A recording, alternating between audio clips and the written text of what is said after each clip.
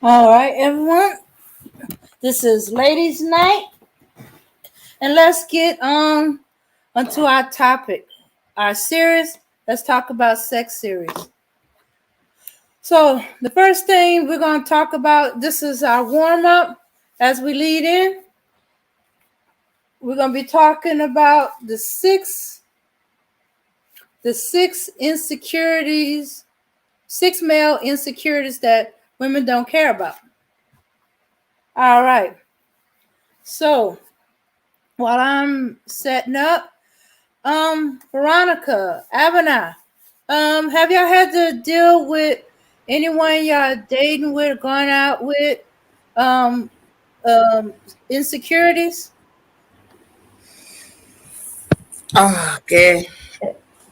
For me, no, I haven't dated anybody with insecurity before.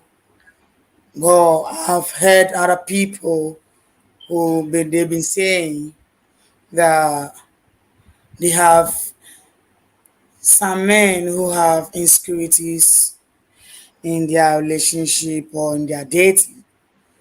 So they have talked about it, but sometimes because I haven't had one before, I don't normally ask them questions because it doesn't concern me. Mm-hmm. Okay. Yeah, then you see, this kind of insecurity that we are talking about, a lot of guys actually wouldn't want to talk about it, uh, even if you are dating them. So if you are in a relationship with them, there's no way that they are probably going to spell out their fear.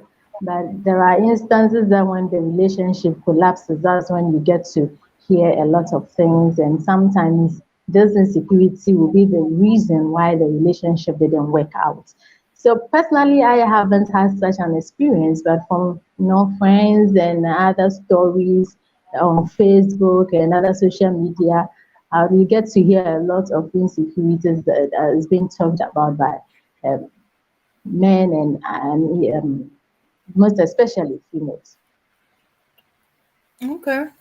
All right. Well, yeah, that's fair. They don't normally, but sometimes they kind of clue you in, but I guess they don't want it to be known they feeling insecure about something. You're Mhm. gonna look at them differently. Or if you didn't notice, why point it out to you? All right. So let's cover our bases with the fair use. All right. This channel may contain content not authorized for use by its owner. However, according to Section 107 of the Copyright Act of the United States, the fair use, I repeat, the fair use of copyrighted work for purposes such as criticism, yeah, comments, oh, definitely. News reporting, only for those who don't know.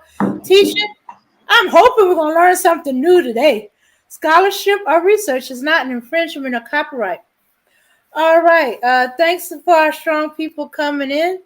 Mama Rain, Mika, Truth is. Thanks for showing up. Let's see what we can get into. All right. So we're gonna be talking about six male insecurities that women don't care about.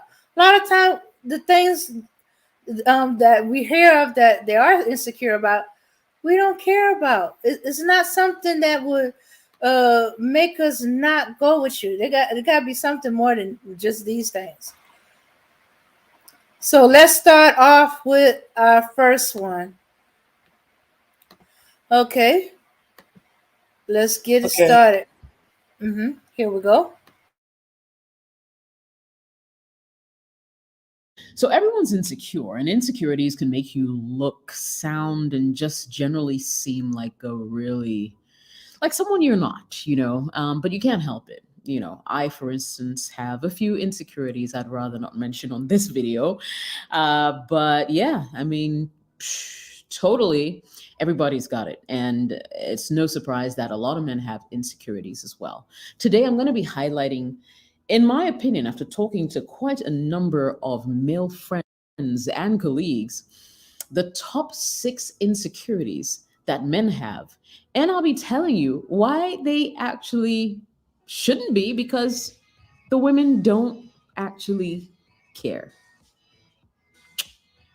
Let's jump right in.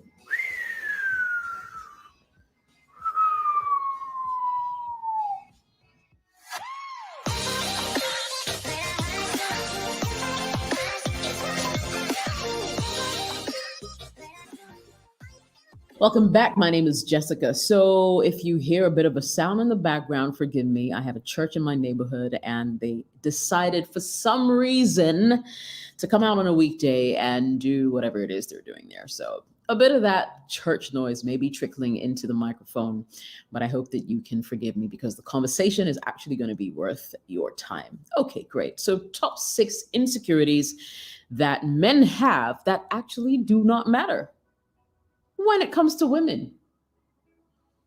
What are they? Number one. Listen, let's talk about height, okay? Now, this is a conversation I have had on several platforms, both public and private. Now, I know typically women tend to want men who are taller. It's just the way we've been brought up to look up to the men in our lives. And not just a matter of it being a figure of speech, but actually physically look up to the man in our lives. However, not all men are vertically blessed. Does that make them less desirable? For some women, yes.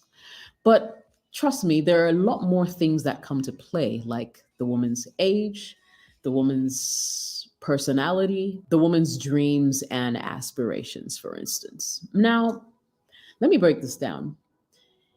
Does height matter?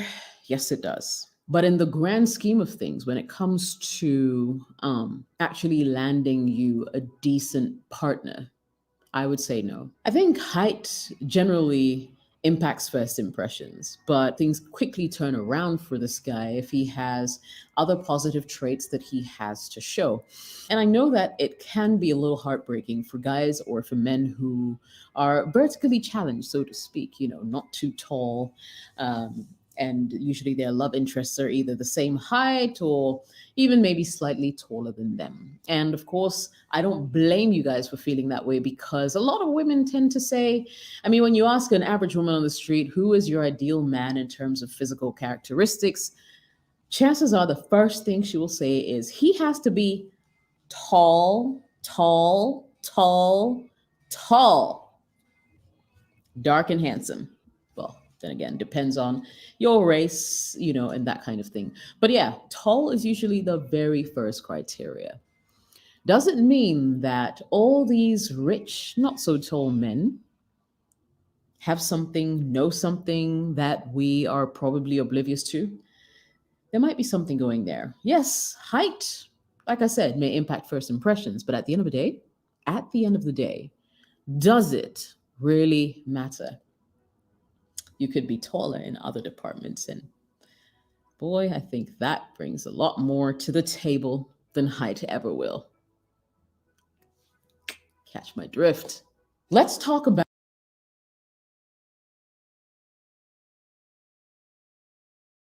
Okay, so that first insecurity.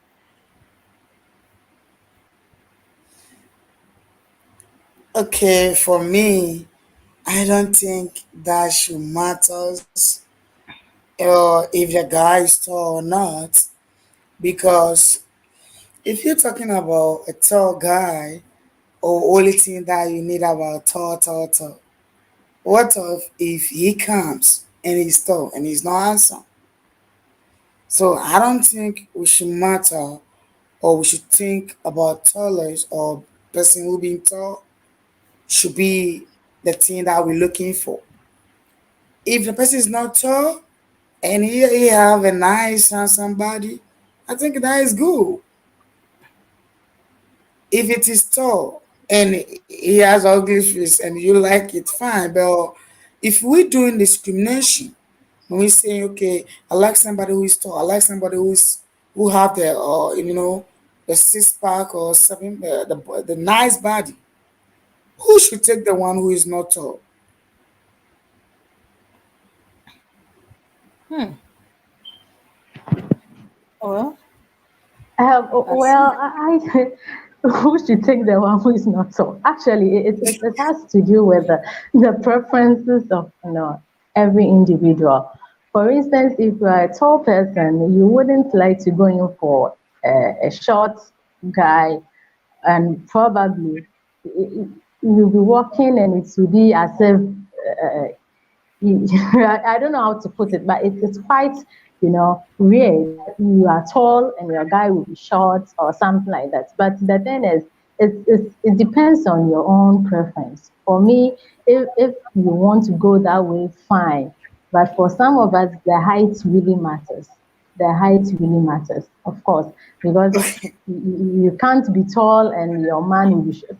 If I am short and my guy is tall, that one is fine, it's fine, but not tall as a giant because I wouldn't like to feel so intimidated or so short behind him. But moderate, medium height at a Okay, pace or a level that actually conforms with my own height as well. right. I get that. I don't have a problem with that. But one thing I was talking about when we talking about getting a height, for instance, assuming I'm 5.7 feet, I'm very tall. Mhm. I have body. I won't go for somebody who is maybe a man who is like 3 or 4. I need to get somebody who is like 5, like my height, or we are the same equal height, or maybe smaller, or somebody he might be higher than me. Okay, fine. But when we're talking about we getting those tallish, have you also think about the short ones, like the 3 and the 4? We have women also who are 3 and 4, and women no problem with it. When a man is a tall and he's coming for a woman who is not tall, he's okay. But when a woman is going for a man who is not tall, she's having a problem because she want a choice is that the man, if she's working with a man, she feel good that hey, I have somebody guiding me, not somebody that I'm working with like my child or like my son or like my little brother. But I don't think Absolutely. Uh, people should think that way, especially for Vero. I think Vero don't is like shortest boy. He wants people who have the body, especially the height people. But that is not a problem. So if you choosing the height ones, what if they finish? The short one, who should pick them? Who should, who should pick the short one? Be the finish us in because for me, I think everybody has their spec. If there's no way you say that tall men have run out and short men have also run out. No, the short men will find their spec. The tall men will also find their spec. For me, I wouldn't want the situation where I have to look down so deep to see my guy, or I have to look up so tall to be able to reach his face. No, no, no, no, no, no. At least it should be moderate, something that actually uh, have some conforms with my height. I wouldn't have to look too down. I wouldn't have to look too up. You say, moderately, something within my height. No. Yeah, for right. But for me, I don't have a problem with somebody, someone with a height or not. If as soon as he's the man that I'm looking for, and he don't have the height, he's okay. He can provide because that's the only thing that we women we need to look inside. We shouldn't look through their body or their height, but we should look about their pockets. If they can take good care of you, it is a if it's short or not. I'm okay with it. I'm not gonna do Yeah, for me, other this. factors come into play. But when we are tackling, specifically height, then everybody and their preference. In fact, even the men also have the type of women they are also looking for. They also have their own spec, in their mind. So for the physical appearance, for me, the height does I know you're gonna go for heights. I know you're not gonna choose for shorts. You. Okay. All right. Autumn Nature is up here with us. Thanks for joining us. Um, did you see the video? I didn't see the video. I'm sorry. I was Okay. driving. Okay. All Uh, right. But they were talking about this is an insecurity for men. Is height important to women? You know, how oh, important is height in the selection of your partner, your husband, your mate? Hmm. It's to me, it's not a huge issue.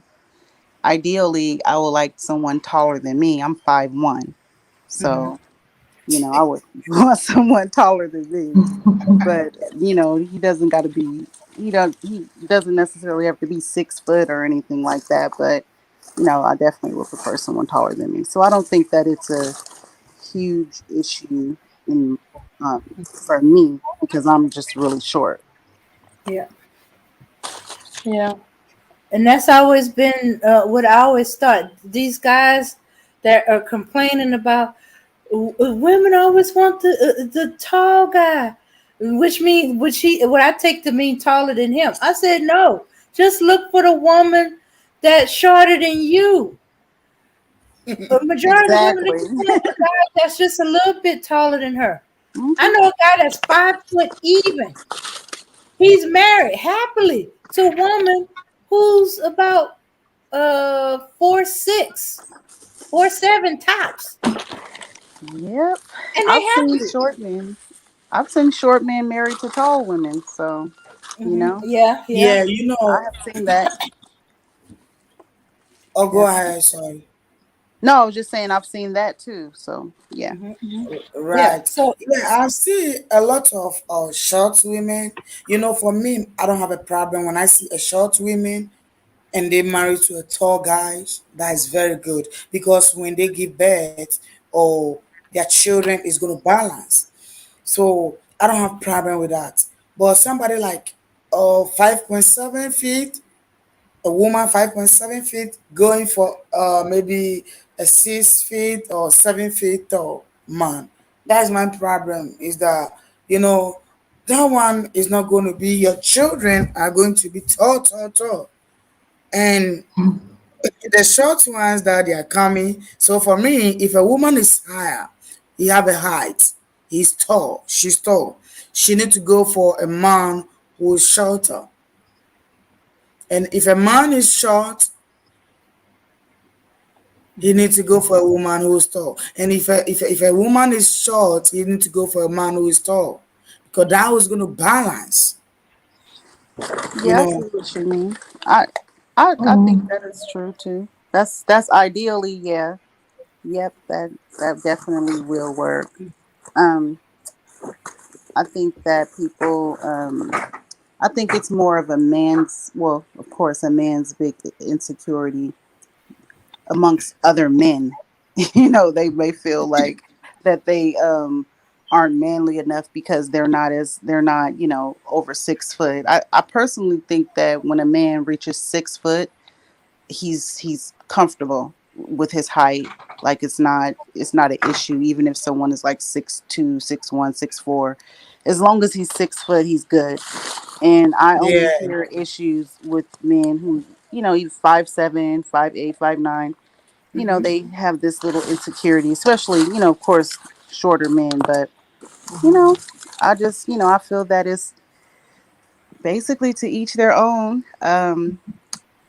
Yeah, Yeah, I think yeah, definitely somebody, I've only dated men that were probably 5'6", maybe 5'6" or 5'7" and above. I never had dated a man that was shorter than like probably 5'7".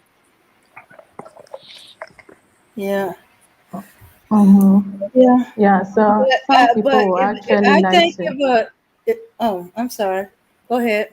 Okay, so I was saying that some people will actually like to, like Abby was saying, to complement their height when it comes to their kids, you know. But with marriage, somebody will say it's not so much of importance. But like I said, everybody and their spec, and then what they would like to go in for. So that's how it is. Do you think that women who are short, um, do you think a woman that is short and she, marries a man that's taller, that it's I know that it's always a likelihood that the child will come out to be shorter, Mhm. but I don't really see that. No. I look at Jada Pinkett's kids. They're like way taller than her. Um, I'm just trying to think of all the shorter women that I know that are celebrities, like Nia Long. All her kids are taller than her. I mean, these are short women, and I don't see that their kids. And then people that I know, I don't see too many. I don't see a lot of shorter women in having children that are height challenged when they are with men that are 6 foot and above. I have never personally seen it. So Well, I Yeah, they will the not have a closer. challenge because of the father is tall. So the children normally pick the taller from the father, and that is why a lot of women who are short they go in for a tall man. Sorry, so that when they give birth, their children are not going to be shorter like them. right. Hmm. Because when they go for short men, the children are going to be like a dwarf. Short, small, small, small, small like this. I don't know if Uganda woman children. Right. Right. I wonder Mhm. what the I always wanted to know what the science on that is, because I had because I had I just know someone who was like, I don't want to date a short woman because I don't want my kids to come out short. And I just hadn't ever seen that, but he was really adamant about it. And So you I got to just kind wonder of look into what the her and his science is. chemistry. It comes under biology and the genetic. If she got some tall people in her family tree, the odds are even lower. Um, Genetically, well, I remember our biology teacher went over that with the height. Um, and if I go by my great grandparents' experience, my great grandmother was 5 feet at the most, and her husband was like 6'5". I I saw when I was older, picture them standing. She comes to his waist. Yep. Okay, so the bulk of her children, not all of them had inherited their father's height. The closest one, they like mid range between the both of them. Her shortest son, which was about 5'9", was still way taller than her, but he was under his dad, so he fell in the mid range. Right. The son that was closest to his dad height to was not as tall as her dad, as his dad. He was like 6'1", 6'2", according to my grandfather. Hmm. But the rest of them, they were mid range. They were never as tall as their dad, and they were never as short as their mom. Even the Right. girls were like at least 5 or 6 inches taller than their mother. Yep. Hmm. That's what I've seen too.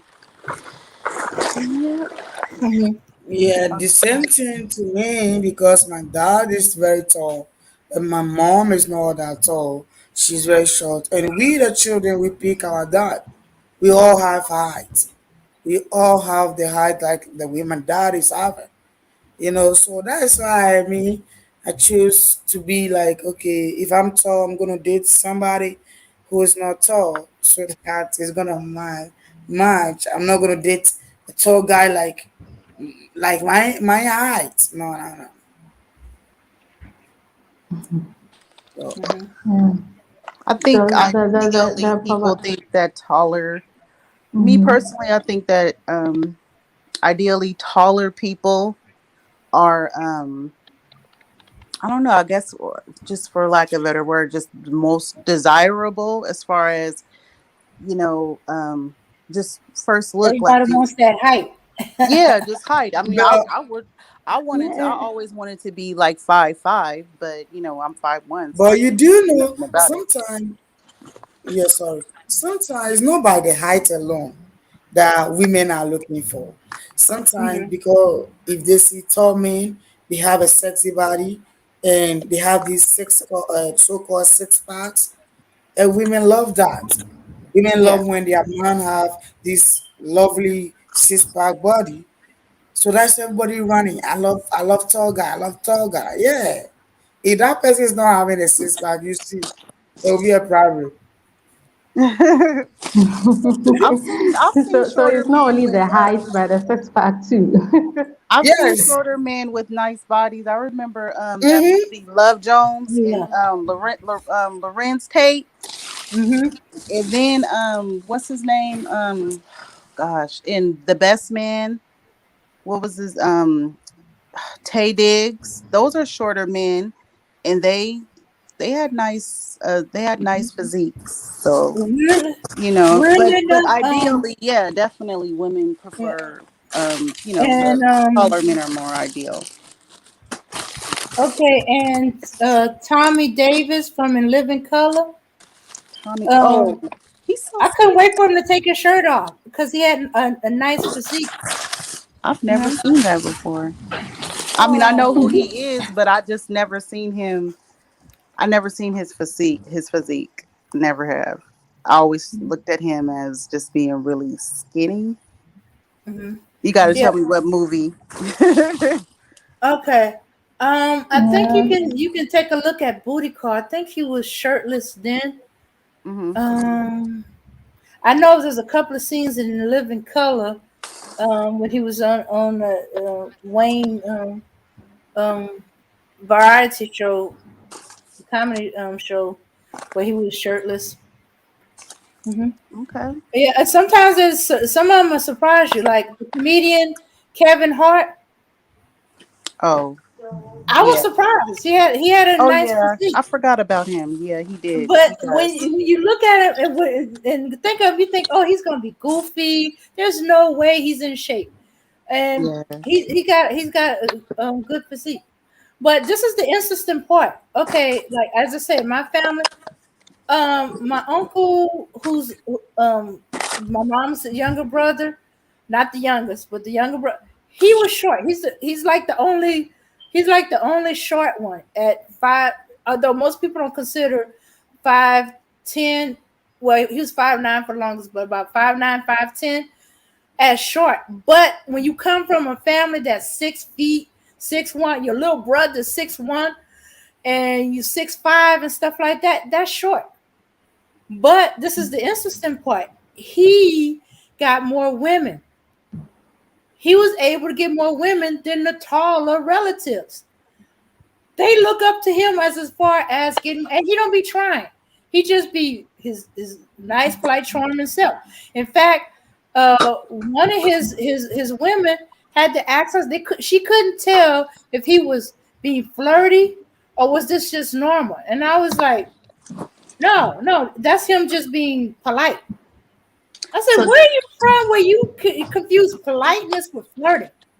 Because you live in a country, you're taught to open doors for women, help them, even if you don't know them, help them or offer to help them with their packaging or whatever. Do the heavy lift. So for what was normal for him to her look like flirting. I said, trust me, that ain't flirting. so You do you you think you'll be that? able to tell when he's flirting. Uh-huh. So do you think that shorter men have more personality? They have to like make up for their height by being more chivalrous, or just having a better personality, I might think it's a better personality. better The woman is personality. not enamored of your height. Because if he's standing next to his friends, come to think of it, his buddy who's who's shorter than him at about 5'7", also pull women Mm. compared to their taller counterparts. But Hmm. women will drift towards the taller guys. But when it came back, they will come back The shorter guys, more charm and more personality. Learn to have a conversation. So you short dudes who envious of your taller partner's personality, conversation, courtesy. Right. That's all you need, and you don't even have to try. You know, if it comes effortless to you, then you good. All right. That I Yeah, agree. That's I definitely. think I think that's true for. I think it should be true for everybody though. Just have a better personality because Yeah. the worst thing to do is meet a cocky person and meet a so-called attractive person and then they have a terrible personality. You know, which one of your brothers were able to have a long-term relationship? A successful relationship. The shorter one or the taller ones? Weirdly enough, the taller one, the shorter one, it's well with him. He had other things, baggage, and he felt like he wouldn't be a good husband. But that has to do with his father, not with him. I think he's capable of, but he don't. He figured he's too much like his dad because he's attracted to women and they come to him with what he feels not a lot of effort. You know, well, not what he sees as effort, but as I said, his woman thought his being naturally conversational was him flirting. So I think it's the area that they were at. But but the youngest one, who's tallest, had the longer relationship. But yeah, he had the longest relationship. But then again, um, it might be just him and the situation and how he thought about things and went after a woman. He did not like women chasing him. You know, So the type of women that he attracted were not necessarily they didn't necessarily have the highest esteem. we talking about the youngest or the oldest? The youngest. The youngest. Well, okay. As a young man, he thought it would be great if women went after him. But when he was in an area where there's a lot of women coming after him, and he didn't even have to come up and talk to them, they came. He said he lost interest. He said it was like at first he said it was like shooting fish in a barrel, and then he said no, it's even worse. He said it's like you in a boat with a barrel, and the fish jumps into your barrel. Right. And he said he realized he didn't like that. It's flattering, he said, but he rather go up and talk to the woman that he's interested in. But to all of a sudden have all these women upon him, that was a little unnerving, especially since he wasn't used to it. You know. Hmm. Hmm. Yeah. Yeah. I kind You of know. He, that. he's a little quieter. You know. He's than the older brother. Hmm. Yeah. I Uh, think that when women are in positions where they're like going after a man, they don't necessarily have the highest esteem. So, I mean, yeah. so I look at like I would say the quality of women matters too, but I don't necessarily think that it's a height issue. No, You it know, wasn't a height issue. Hmm. yeah, Yeah. Yeah. Yeah, and with the younger one, in fact, the woman he ended up marrying, they weren't even kind of interested in each other. They were both involved with other people, and they had made friends.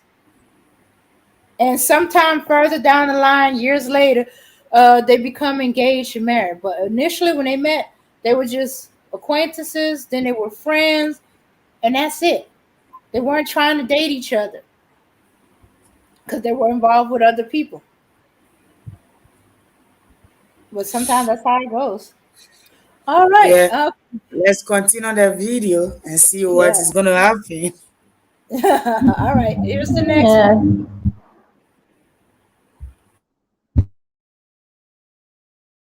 about this other insecurity that a lot of guys have if they do not drive a nice car. Okay. Now, yeah, I know, like, it's pretty fancy when, the guy you're dating or a guy you have eyes for actually drives in with some really badass car, one that you really, really, have seen only in the movies, pretty much. But the truth is, how many average people can actually afford those kind of rides? And that would be almost nobody. So it doesn't mean that the average man who drives, a regular car, whatever your regular may be, cannot find love. I think that he can.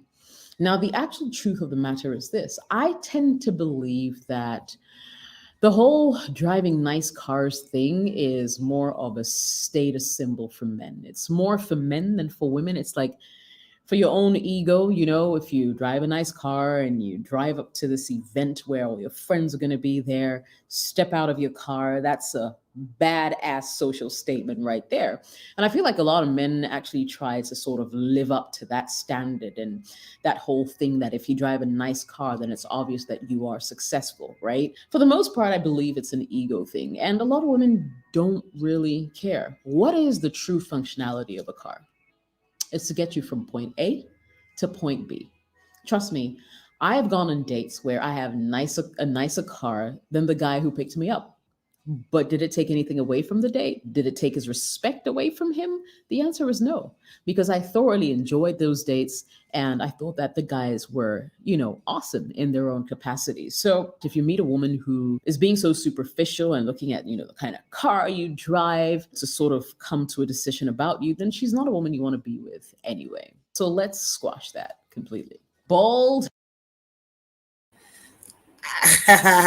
I agree with this woman perfectly.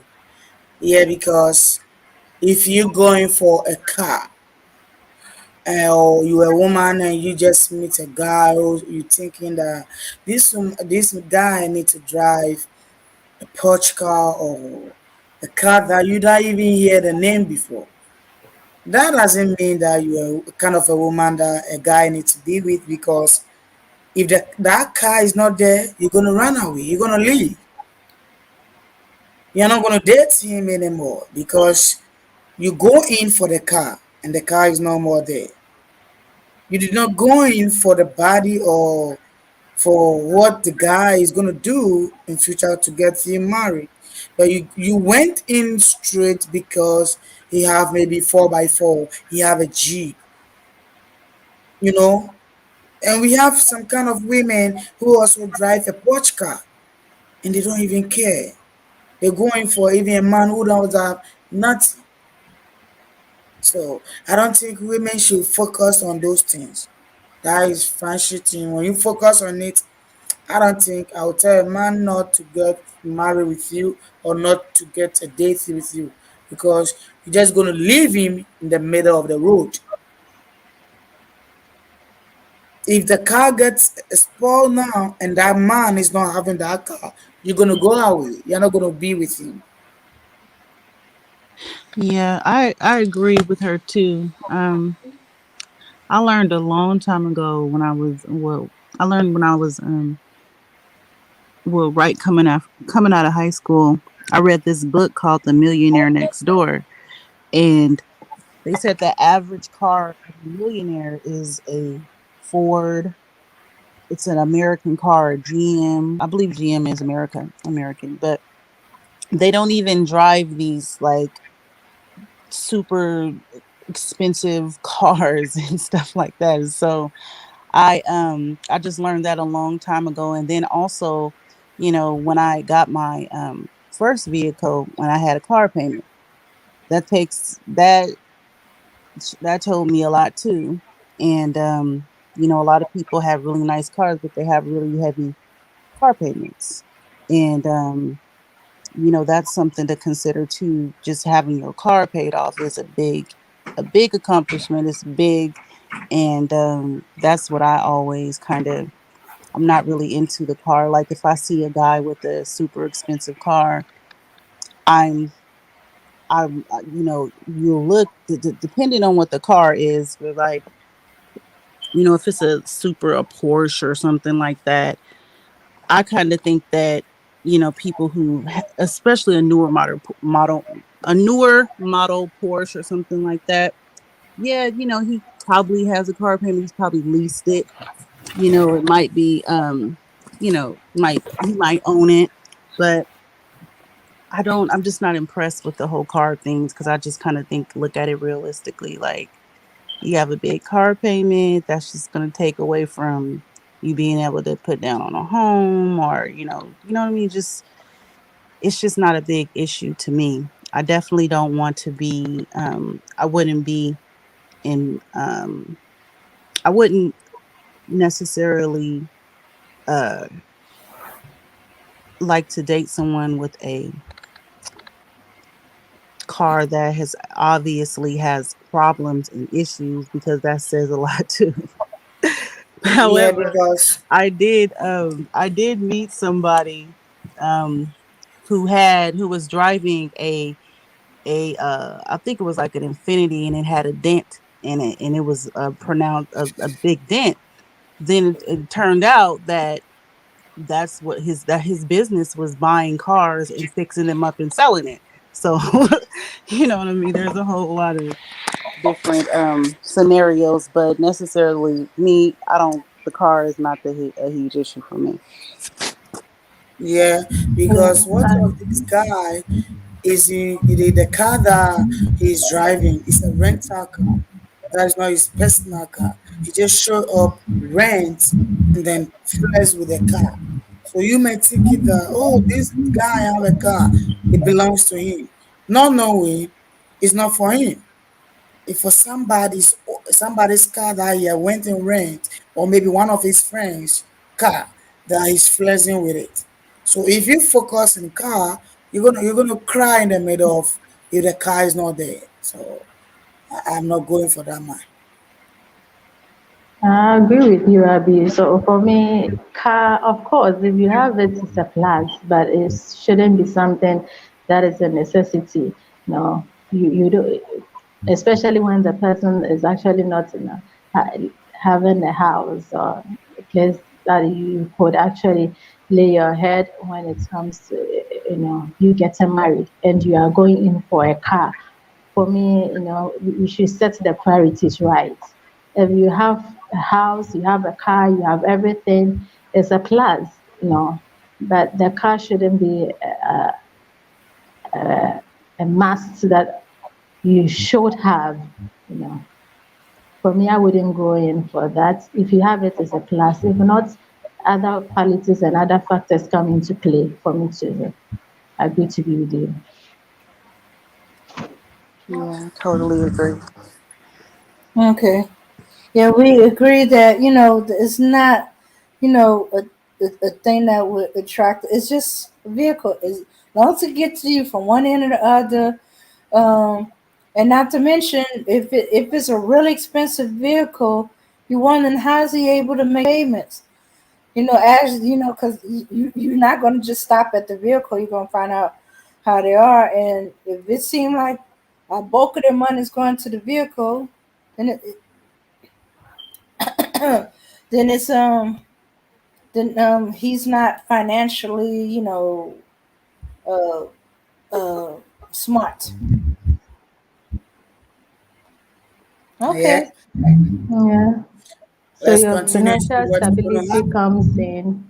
You having a place of abode is also a necessity. But car and other materials, shouldn't be a yardstick. If you have those things available, it's a plus for you, but it shouldn't be something that you should have it by all means. That even when your financial status doesn't, give you the opportunity to get it, you must get it by hook or crook. Just set your priorities right. Yeah. Okay. All right. Well, let's continue on to see what the next one is.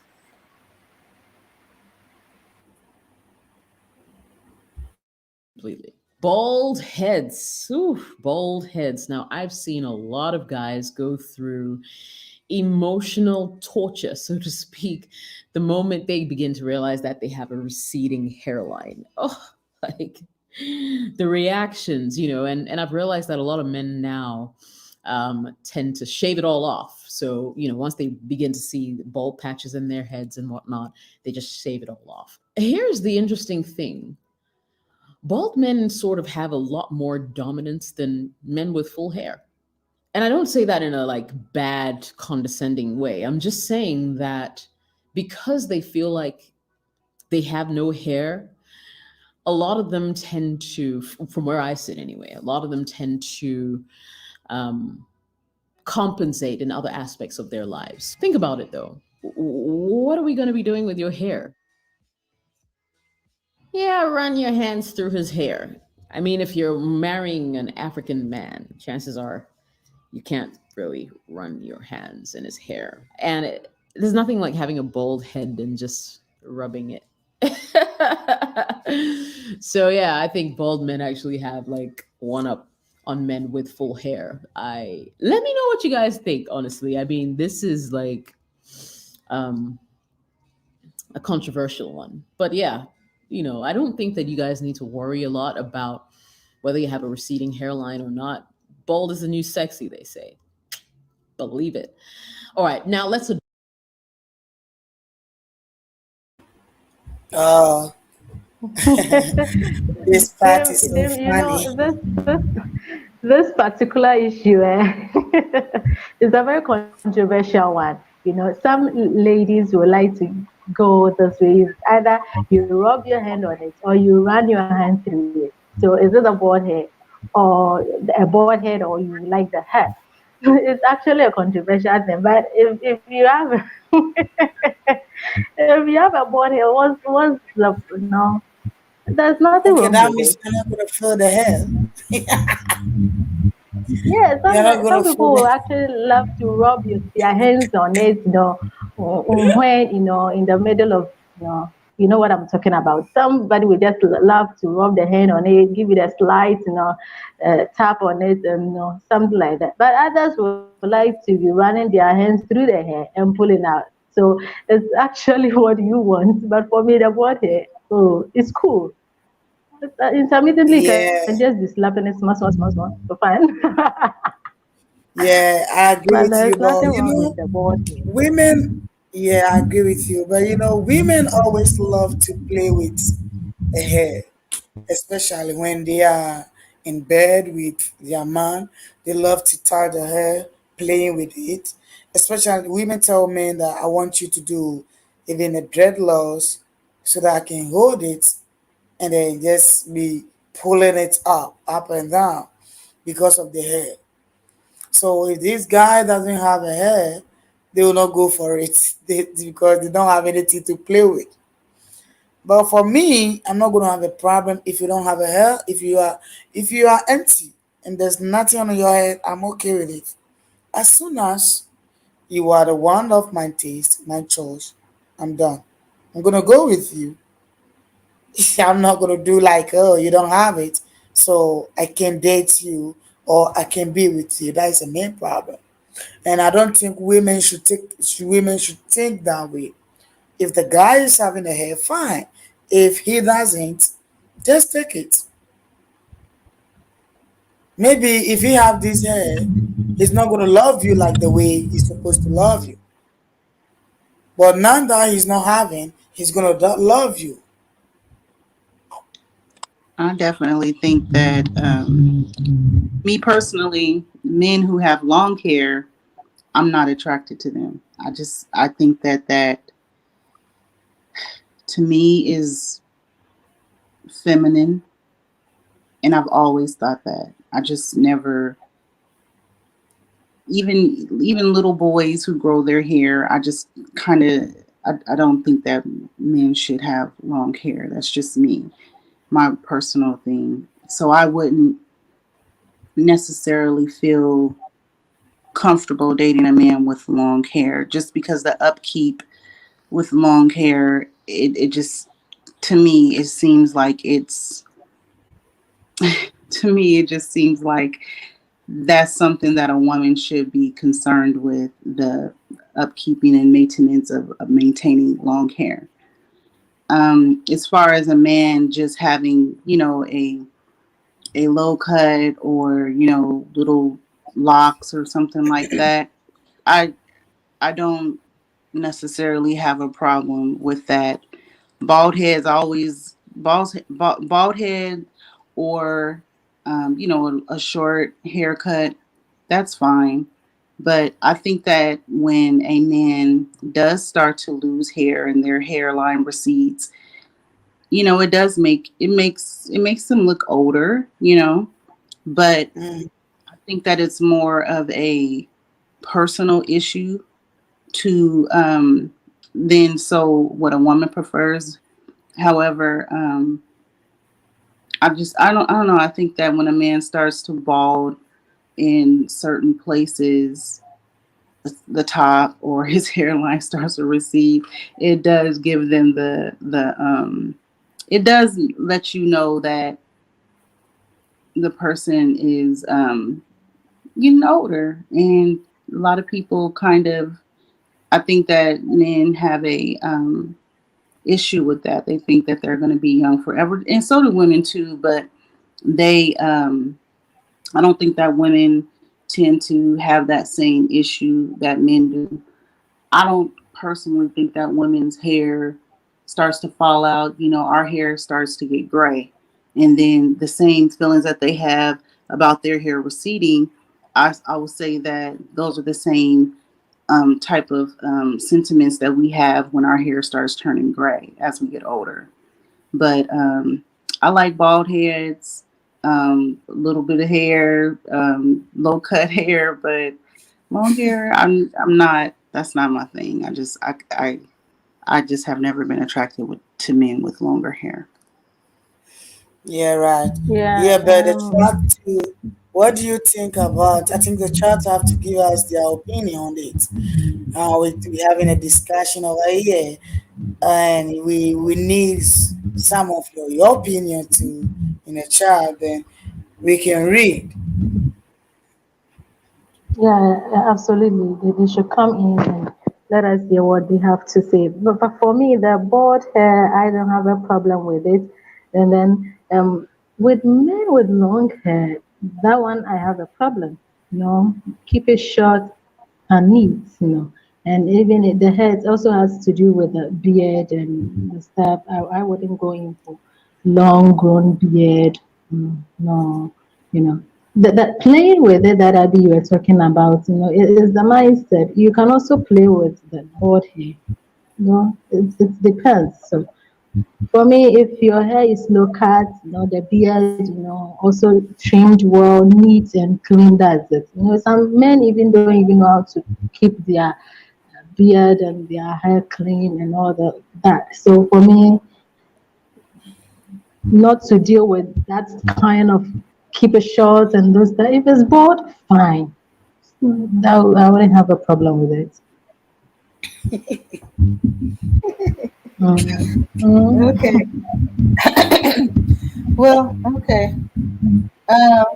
Bald heads, I don't mind. I don't know. Something about bald head makes the palm of my hand itch. Either I want to rub on it or smack it or, you know. Let's see. But weirdly enough, I haven't really dated too many with bald head. I'm used to the short cut, low cut. Um, yeah. And nor have I dated the ones with the long heads or the dreads and stuff like. If it's done right and kept neat, I think it's attractive. But when it gets to be where it's down the back and stuff like that, it's off-putting. You know, I guess it's gonna be who I end up with. If I started with him with hair and he goes bald, okay, fine, shave it. I still love you. It's not your hair, it's you. You know. All right, let's continue on. See what the next one is.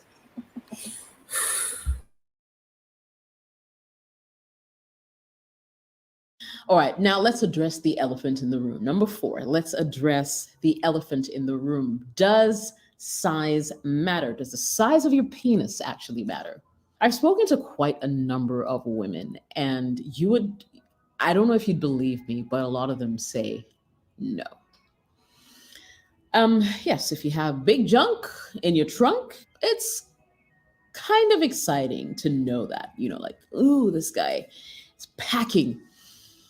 But guys like that, like women don't necessarily want to be in long-term relationships with guys like that. They actually end up with, the guy who is medium to average size because, at the end of the day, that's what you can contain comfortably for the rest of your life, as opposed to having a guy with a huge member who, that gives you a lot of discomfort during sex. So no offense to guys who have, big members, but the truth is, when it comes to long term, and ladies, if you're watching this video, let me know if I'm just like fibbing. But, when it comes to long term, you're not actually looking for a guy with a really huge thingy. Okay. So far as it's not like tiny, like you can't find it tiny, you're all right. You're actually all right. Money.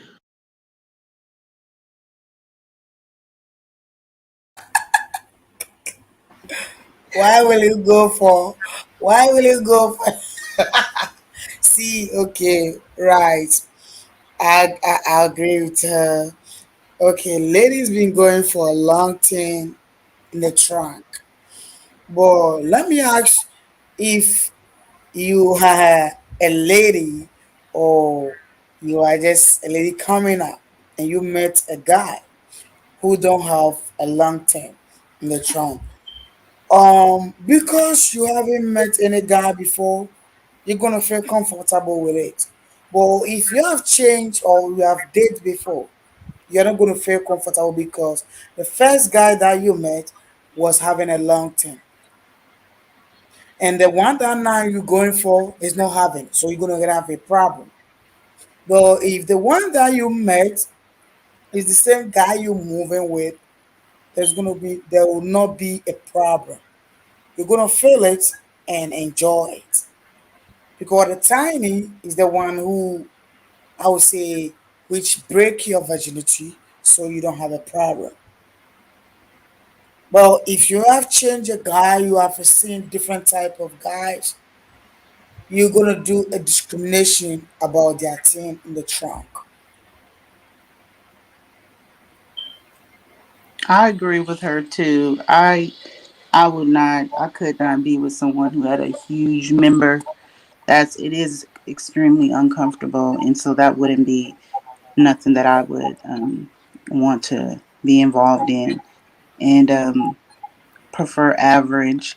And then if I was to choose between someone with if I only had to choose between someone with a real large member or a small one, I would prefer small due to the Yeah, uncomfortability of it.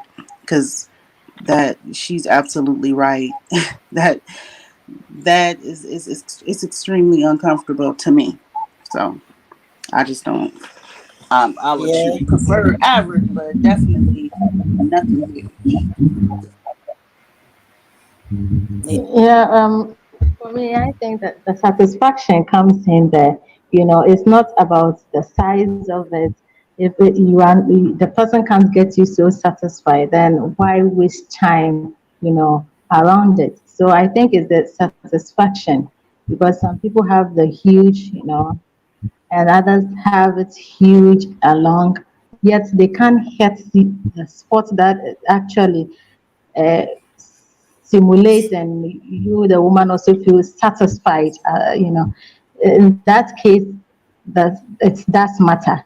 But for me, if you are satisfied, you are okay, all of you have enjoyed the pleasure that is supposed to come along with it, then I wouldn't have any issue with it. But at times it's the experience, like Abby is saying, it's the experience.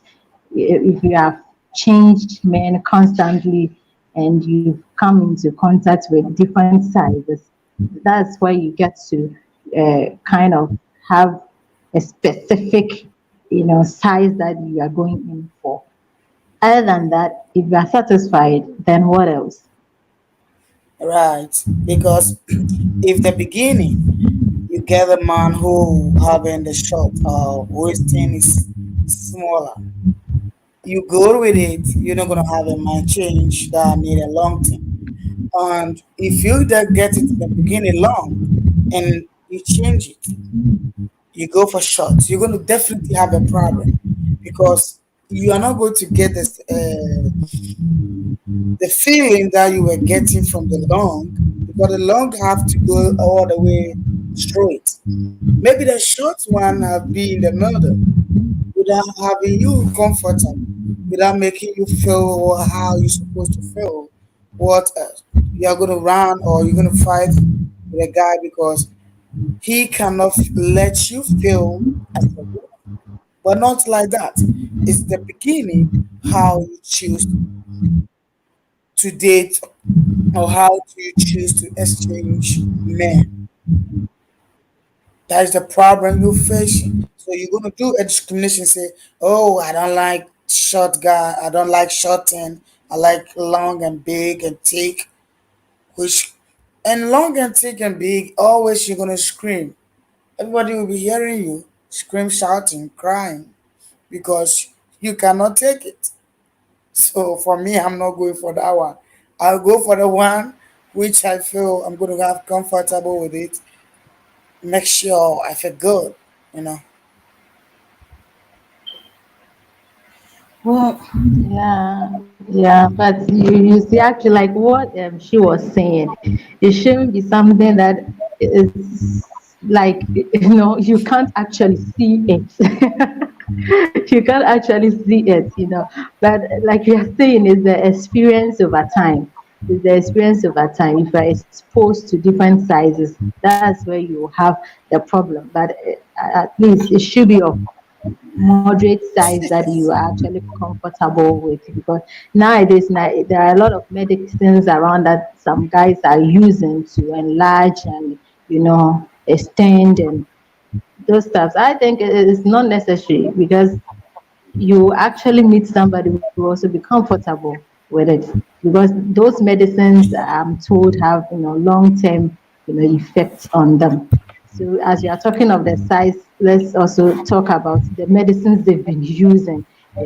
Maybe we want it thick, tall, huge, and all those, but please don't go and hurt yourself just to please a woman uh, by applying medicine and drug, whatever, just to enlarge it to please the woman. You will find your own spec.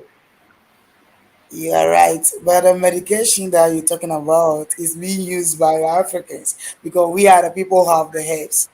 A lot of our black American, especially our brothers and sisters, they don't know about those things. All they know is that they have the things that they were giving birth with. But when you come to Africa, we have a lot of things that you can use and you're gonna get long, thick, hard, strong, that you cannot even take it. So that one, I'm gonna tell you, hey, I can't take it. I'm not going for you. mhm. Yeah, You gonna have a whole lot of people from the states going to Africa looking for it. Oh, yeah, oh my goodness. Okay, I personally think you need to.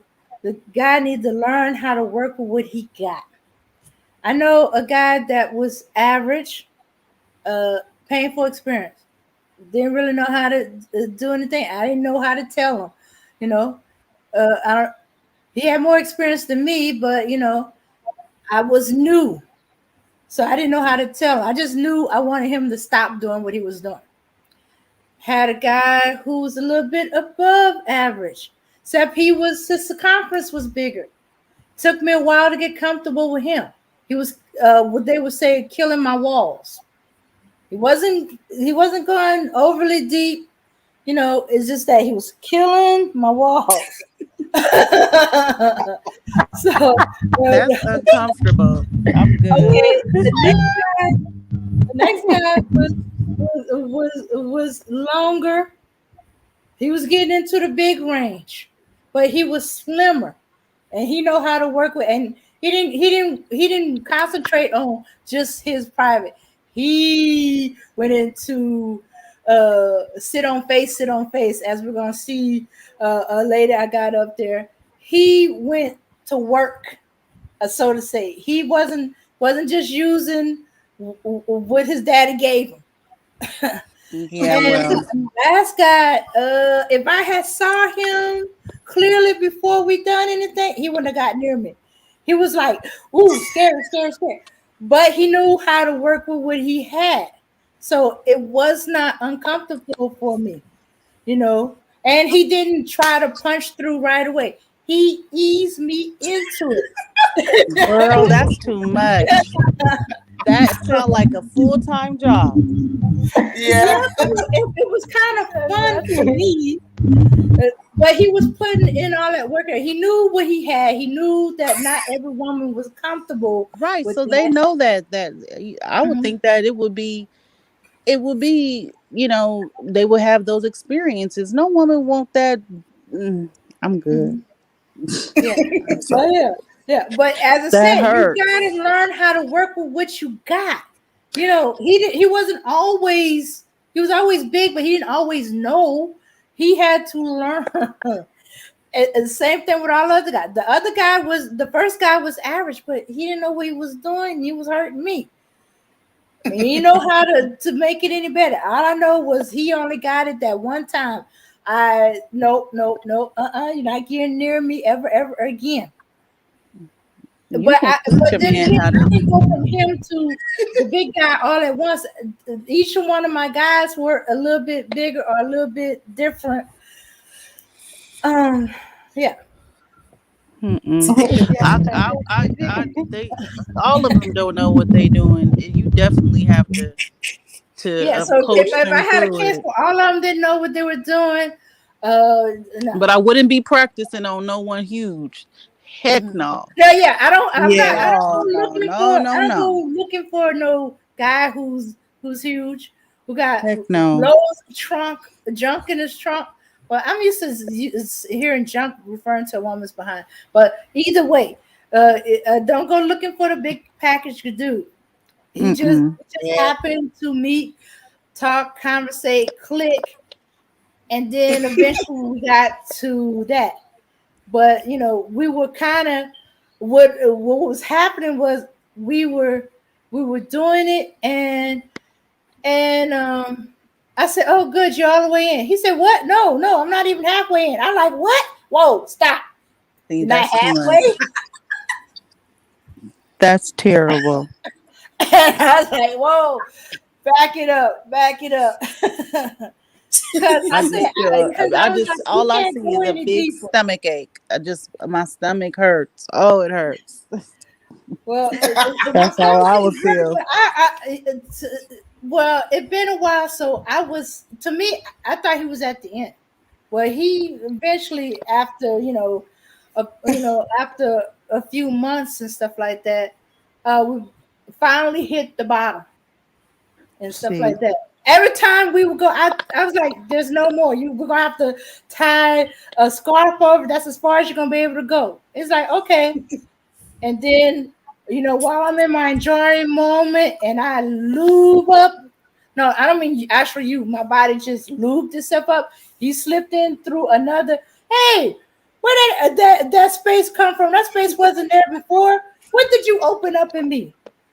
But See, as I said, I enjoyed it. It's just that it'd be a surprise. I always thought we reached bottom until we finally did reach bottom. see, Hmm. I would meet a well, nice guy, and if he had something that big, it wouldn't work. It just wouldn't work. Yeah, He would just be a nice guy that I just would have to miss out on. yeah. mhm.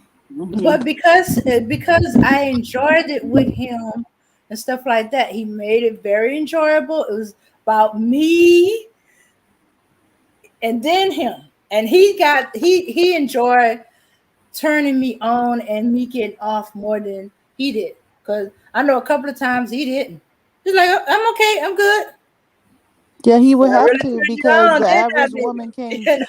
can't handle that. So he would have to accommodate in other areas because That's Hmm. not his accommodation is too accommodating, and he would have to, substitute Yeah, something from yeah, that because yeah. that's not. We had Yeah, issue with condoms. You know. yeah. Yeah, yeah. He was the reason that Magnum got bigger.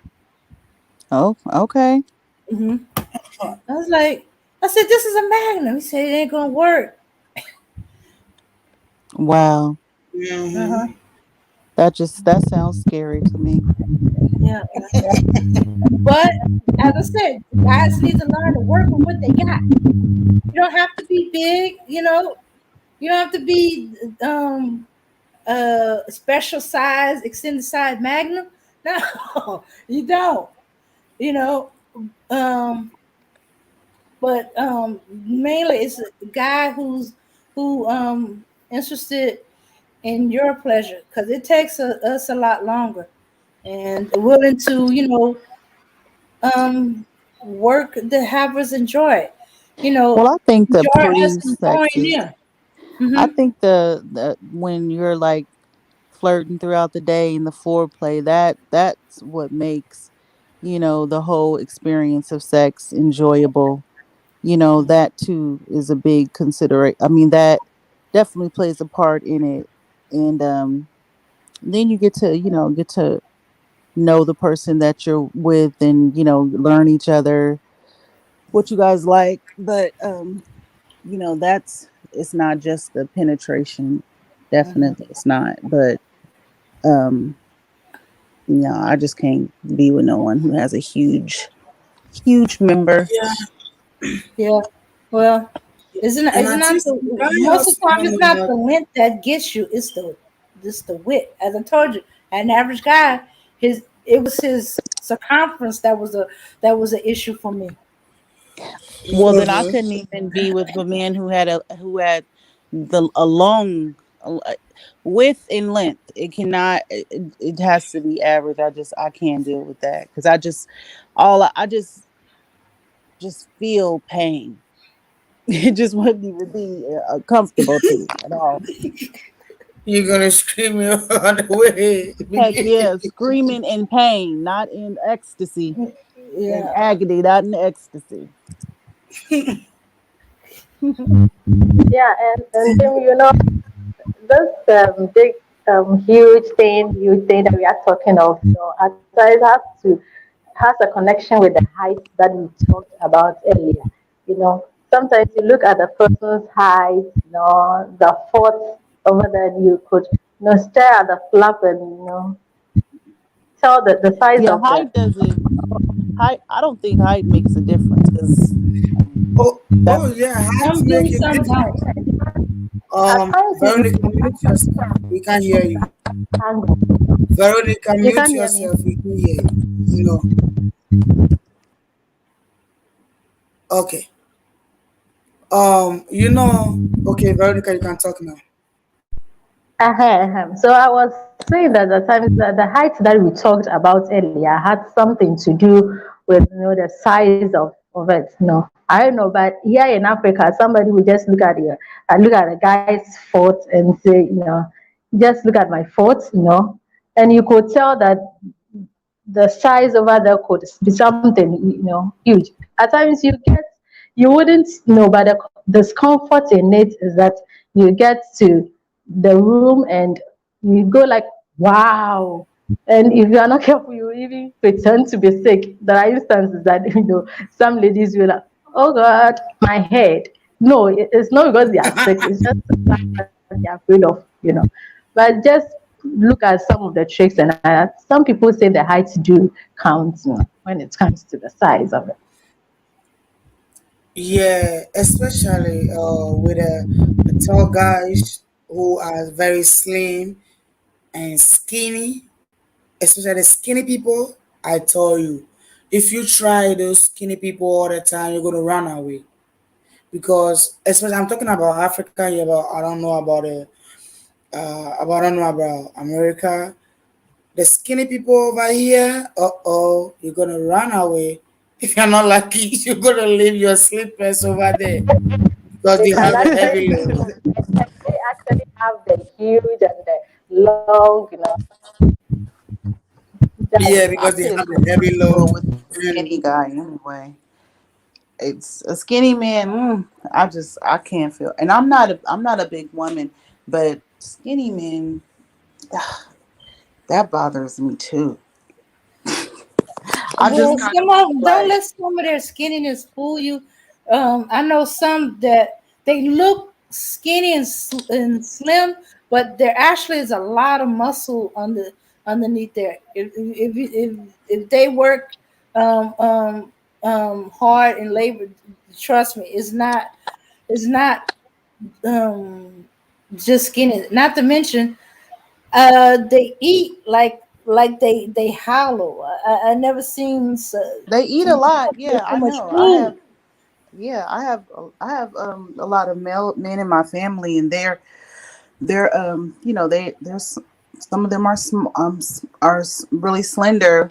They Hmm. just they're I'm just not attracted to skinny men because it just doesn't make me feel like I because I'm short and I'm like an average size, and I just don't feel that that would be comfortable to me. I kind of feel like I don't want like a big old huge bodybuilder, but just someone that has meat on, not necessarily meat, but just I don't know. I just can't. A skinny man, it just seems like they would be their arms would be their elbows would be poking me, and they knees just will be just they're just not attracted. I'm not attracted to skinny men.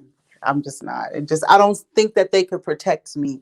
Even though I know that men are stronger than women and they can fight, or not to say that I want all that, but I just don't look at it as a skinny man and say, "Oh, this is my protector." It just doesn't make me feel that way. So yeah, true. So people that they want a long take guys and stuff, you're gonna meet them and you're gonna shout, "Oh, I can't! Oh, I can't do it!" Yeah. Oh, well, we having two. Okay. Okay, All right. So let's continue on with the video. Because we still have more to go. This was just supposed to be a warm up, but hey, interesting conversation. All right, here we go. All right. Money. Money. Oh, money. Now, throughout like the comments on my channel, like most of the things that guys think about is, yeah, money, money, money, money. It's like, get money and you'll get all the women in the world. I've addressed this in a couple of videos talking about how money isn't everything. And listen, truth is, right? It's nice to have money. I'm not saying be broke. I'm not saying if you are so broke that you can barely even put food on your table, any woman is going to be attracted to that. Of course not. I mean, you don't even like the kind of person you are. Why do you think someone else will like you in your current state? I'm just saying that I'm not expecting you to be able to just fly me in a private jet all across the country. No, far from that. I just need a man who's doing okay. Like he could put food on the table. I can have the kids taken care of. We can have the kids taken care of and just meet our very basic needs. And I think for a lot of women, that's really it. You don't have to be filthy rich to get the girl of your dreams. And I've said that before. In fact, if you haven't seen that video, check out my channel and watch it right now and let me know what you think. And finally, huge. yeah. As she was talking about money and stuff. Yeah, it's true. But we don't need to focus on the money alone. All we need to focus is about the man who can be with you and taking care of the children and put food on the table. That's right, perfectly. I agree with her. Because if you're looking at a man, some people have money but they're not taking care of their children. They don't even put food on the table. They have the money. And we have some people, they don't have it, but they have a little one, but they provide for the family and they make the family smile all the time. They make sure the family are happy because of what? The little one they have it. So I will not go for a huge amount of money that a man or a guy is having. I'll make sure I go for a guy who can take care of my children and then family. If he have a small one, make sure he can take care and put food on the table. That the family is happy. I'm done. I'm okay with it. I just wouldn't. I just don't. Well, I couldn't be with a man who has less than me. Yeah, I just that's just my thing. You have to have more than I do, and that's it. As far as money is concerned, I don't want to be in a position where I'm having to take care of a man or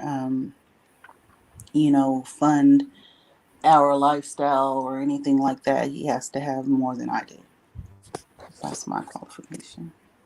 That's my and because I do know that if a man doesn't isn't able to be in that position to provide, that it turns into a situation where you feel that you're being used and that you're not getting benefit. You're not benefiting from the relationship, and it's not a mutual thing. I mean, it's not a reciprocal thing, because I believe that when a woman is married, and I've been married before, and I know that as a wife that um, you take on more responsibility in the intricate things, the whatever it is in the home, or even the finances, and all he has to do is just go to work and come back. I just I don't know. I just kind of definitely. Well, I won't say I don't know. I just definitely money is an issue, and it's really important.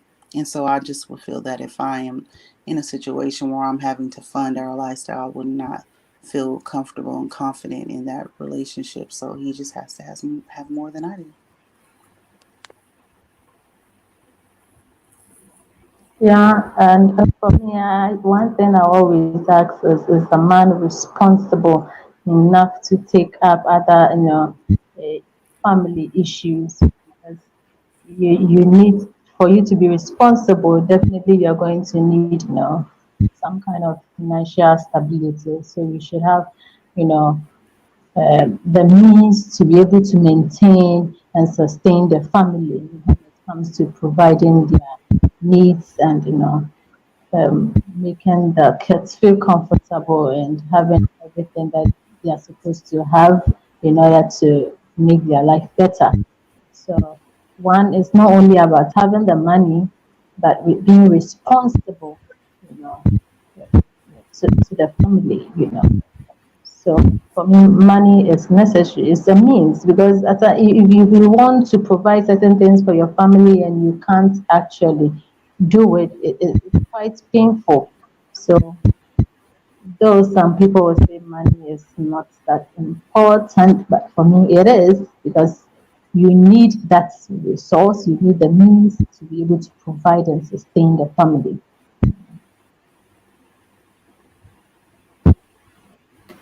Okay. Well, I think we're all in agreement. You don't have to have a lot, just enough to make comfortable. Um, me and the family and the kids we have comfortable, and and don't have to worry about the bills, the debts, or losing the house, or whatever. So I believe we're all in agreement with this. Yeah, absolutely. That you wouldn't have to, you know, uh, always be in debt, bills here and there, children's school fees and other issues that Over you'll be quiet. struggling to deal with it, you know. So it's very necessary. As for the money is very, very necessary. So you work hard for it, you know. So both of you can complement each other. Okay. All right. Let's see what the other one is. Huge muscles. So I know a lot of men who are not gym rats, tend to be intimidated a little bit, admit it, like a little bit, right? When there are these other men in the running who have like bulging muscles and six packs and look like something out of a magazine. Here's the other thing, they're not in the majority. That means that leaves about 60% of the population, or more actually, of women, 60 or 70% of the population of women, stranded with less defined men. Does that make them less human, less desirable? I think not. I think most women are just looking for a guy who takes good care of himself. So you can be middle aged, you could be in your 30s, you could be in your 20s, but so far as you take good care of yourself physically, like you look good, you're not carrying too much weight around, and a lot of people think that it's just a man thing, where maybe a lot of men don't necessarily want like oversized women or obese women. Of course, there are those who like them as well. But for this case in point, I'm just saying it's vice versa. Women also don't tend to like men who carry on too much weight. So yeah, I mean, these are the six insecurities, top insecurities that I think men worry a bit too much about. Um, that sort of keeps them stressing. What you think in the comments below. And I've been getting a lot of comments about my Yeah, you see, earlier on we were talking about the six packs. We see that she have mention of it, and truly, a lot of lady or a lot of women love to be with a guy who has six packs because they think that guy is very nice when they're working with them. They feel comfortable, they feel good because if their man don't have a big stomach, the man don't have the body, it's not like a woman's body. They feel good. They see that, oh, I'm working with a man, I'm working with a strong man. And when there's something, he can protect me because he's having this nice and good body. So I don't need to worry myself about it. These are some of the things that most of ladies think when they have somebody who is narcissistic. And ladies also don't want a man who have putting on overweight. Like your weight is too much heavy and you can't do anything. Because if you have weight, how can you let me feel in bed? How can you let me enjoy if we get to some place you need to carry me? You can't carry me because you don't have the strength. You're already breathing in your nose. Ha ha ha. You are tired. So a lot of women will go for a man who we think they can be okay with us and they can carry us when we need them. Or we are in the bedroom with them, playing with them. They can carry us through their hand. If they have the body, how can they carry you? They can't do anything. And you see them, their stomach walking like the stomach is the one pushing them all over. So a lot of women don't like it, and I agree with you. I think I will not go for such a man who have a big stomach like that. I need somebody, if it's not six pack, somebody who is in the middle. You know, the stomach is not big, but it's on and off. Yeah, Abby, you are right because for me, the speech that counts. You see, it does count because you need to move along with somebody that you feel protected and you feel comfortable with. Yeah, but nowadays the ladies are saying it's not about the six pack, it's about the pocket. So they are like it's not the six pack that will put food on the table, you know. So that, you know, is kind of a controversial, you know, talk now. Gone are the days when all they are looking for is a six pack. And but when it comes to marriage now, the ladies are saying that six pack doesn't put food on the table. So if you have six pack and you don't complement with your heavy pocket, then no, you have to give it another thought, you know. So that's it. That's it. I would say an average size man is fine. I wouldn't, I've already said how I felt about, a skinny man, and it's more just maybe a psychological thing. I see them as just young because I have a lot of younger male cousins, so I just view them as just teeny. I don't even know how to explain it. But then a oversized man, it's just a matter of health, that it's just not healthy for someone, a man, to be so, you know over obese to a certain extent, so. But as far as like being overweight, those standards are so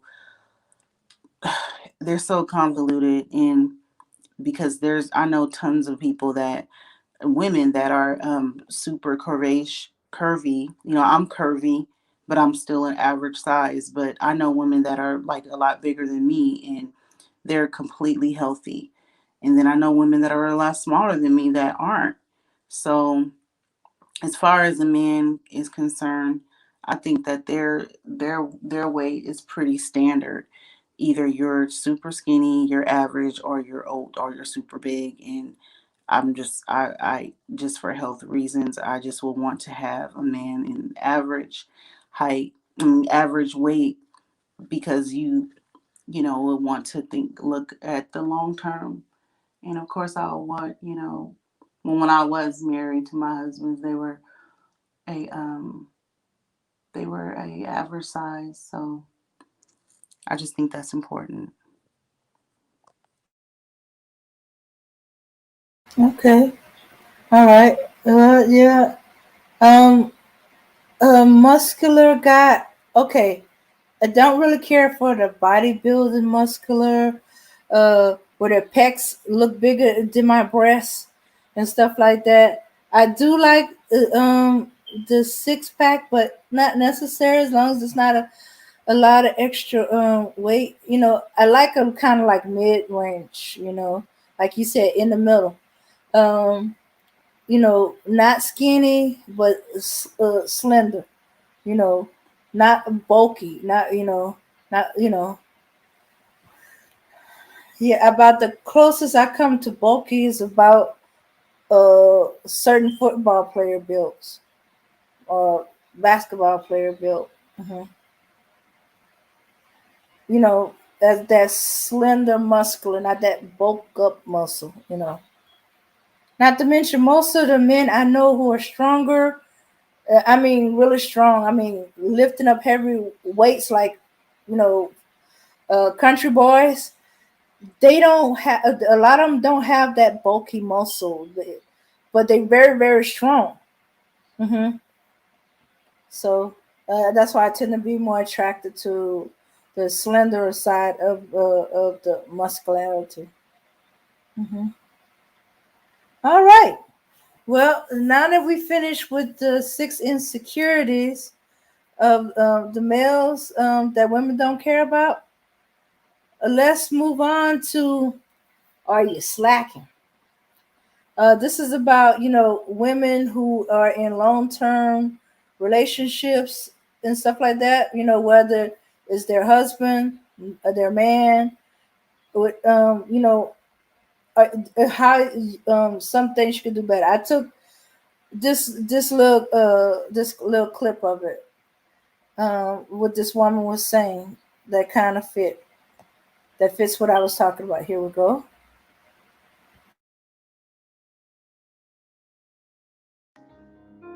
Honor your husband. Some of you, you serve your husband's meals as if he's a dog.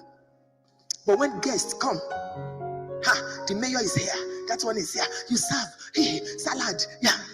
But the moment they go, you pack all the plates, you stack them, and you worship them every Saturday. Some people are coming to inherit those plates after the rapture.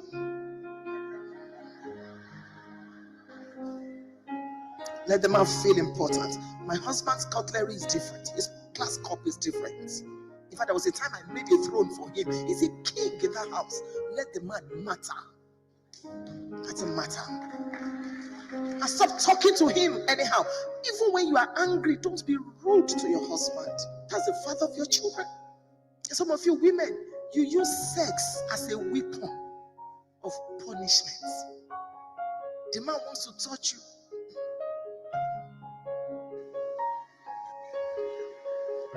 One man said anytime he wanted to make love to his wife, she would be spraying in tongues.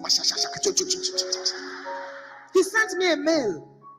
That is not spirituality, it is religiosity. If there's any grammar like that. What? And then I don't understand you married women. This missionary style, I still don't understand it. Only one style. Since you got married 5 years ago. And you are always underneath. When the Bible says that shall be above only. What?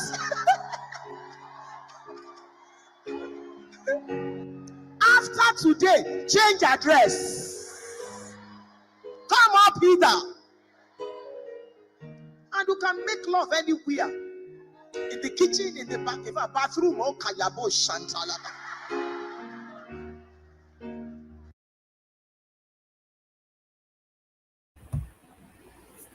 Hey, wow. Yeah, yeah. What this woman was preaching, or I would say she's talking about, is mostly important. But I think we need to listen to it very carefully. One, she mentioned of how women be serving their husband. It's true. We have a lot of women that the way they even talk to their men, or the way they talk to their husband, is awful. If you are there, you're gonna be annoyed with them. We have some women. It's not that they don't respect their husband. When they go to their friends, they tell them, "Oh, I love my husband. I do this. I do this." But when they are in the house with their man, there is a problem. Especially the women. Whenever she have a fight with a man, sex is out. But it shouldn't happen that way. When you have a problem with your man, sex shouldn't be out. If he need to make love with you, just go ahead and make love. If you're gonna fight him with him, then fight him later after the sex, or after the love that he make with you. But when we get a problem with it, we wear sneakers, we wear jeans to cover our privacy. Whilst this man have married to us,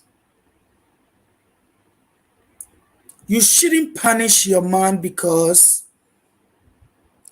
he is having misunderstanding with you. So you're gonna punish him with sex. You shouldn't punish your man because he's having some issue with you. So you're not gonna serve him food. You just throw the cups away. You just throw the food away. Talk to him anyhow. Because of what? You having a problem. You having an issue. You let everybody listen to what you're going to tell your husband. You let people laugh at you. People listen to what is going on with you and your husband. Some of it you need to hide it. Even though there might be issue, but you need to hide it. That's why when before you're gonna go for a marriage, they let you go for a marriage counseling. What did you learn in the counseling? Because they have a lot to teach you about marriage. Marriage is not going to be a peaceful way all the time. You're going to smile. No, it's going to be like a pepper. Sometimes it's going to be hot. Sometimes it's going to be cold, like a cold water and a hot water. So when it's cold, the way you'll be maintaining it, when it is hot, you have to maintain it that way. When it is hot, you don't need to raise up your voice, raise up, maybe throw your hand off on your man, all because of what? You're fighting with him. And we have some men also, when they fighting with their lady, they go out from the house, move for another woman because they have a problem, they have an issue, they fight with their lady. That's some of the things that is a challenges in marriage. So definitely you're going to come across of it. When you come across of it, you have to know how you're going to solve it. So before your marriage is going to stay for long, you have to know all these things. And when you know how to solve it, boom, you are done. You're not going to have any problem in marriage. Even if the problem will be coming, but you're going to know how to solve it. And you're going to live with your man lovely without other people or third person listening to what has happened between you and your husband or between you and or your wife. Even your children will not even know.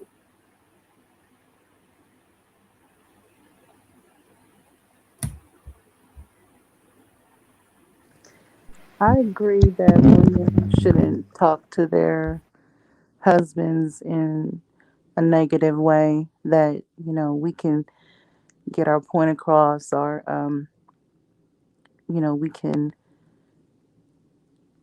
can influence the circumstances without being harsh and, mean. However, I am not going to sleep with my husband if I am upset with him, because I have to feel comfortable with, because it's my body, and that's going to make me feel like I'm, being taken advantage of. And I just kind of feel that when you're married, that some things are,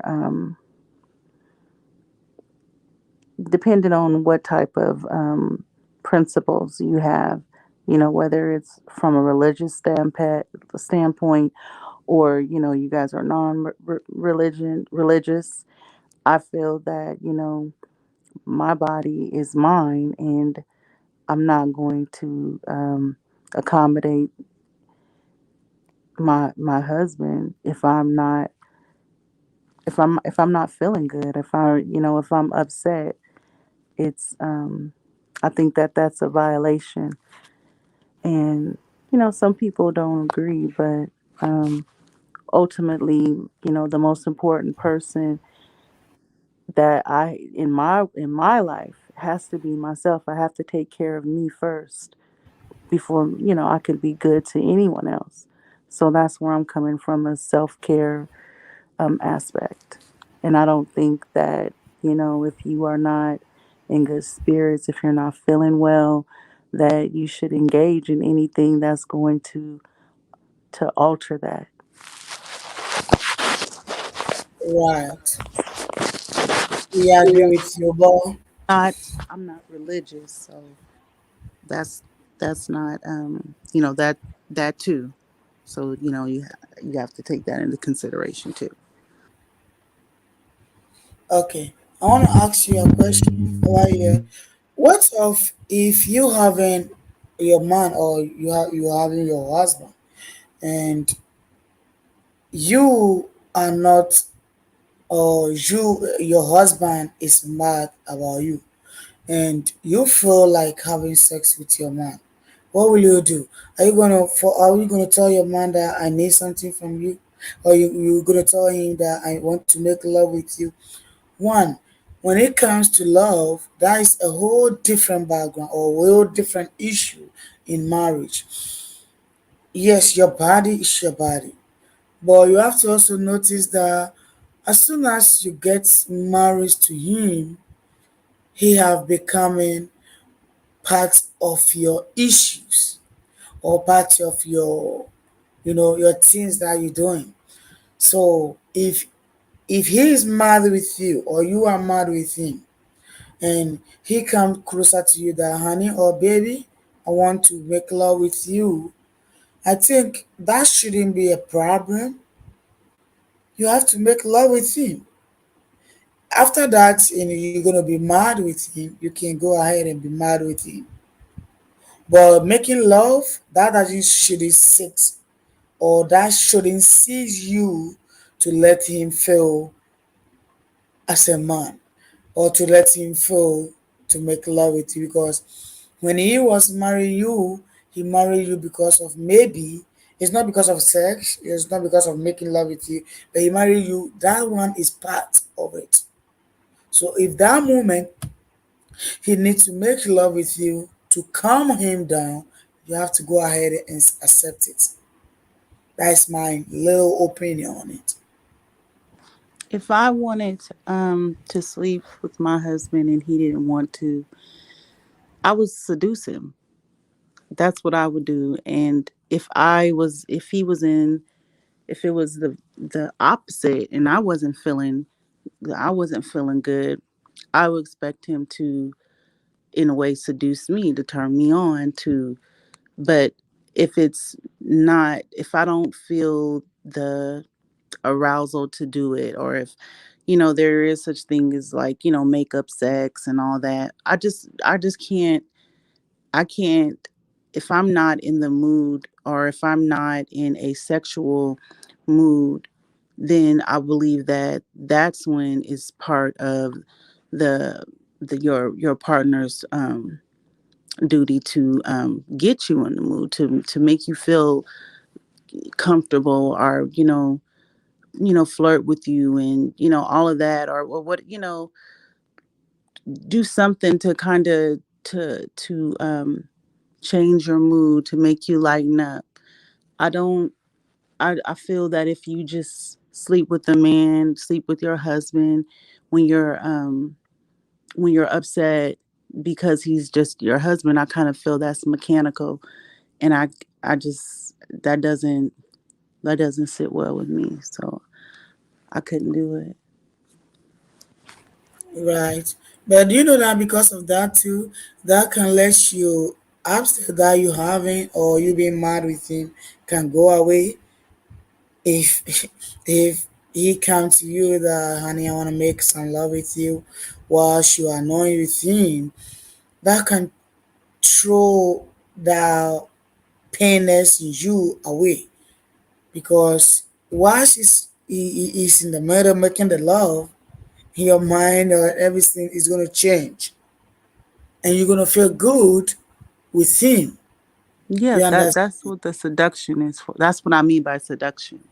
Like, I'm not saying that it's not possible, that I'm just saying that if I it has to be seduction involved to get you there. Like, I know people, there's been times when I was, mad at my husband, and we weren't on terms, but he knew how to do whatever he could to, get me to want it, or what, what I'm saying. He was seducing me in a way. So that's what I'm saying. But when I hear people say it from, oh, if your man wants it, and you just have to do it. No, I don't think that you have to do it. I think there has to be some effort into a seduction that is involved in those instances, that is a lot more than what usually it would be.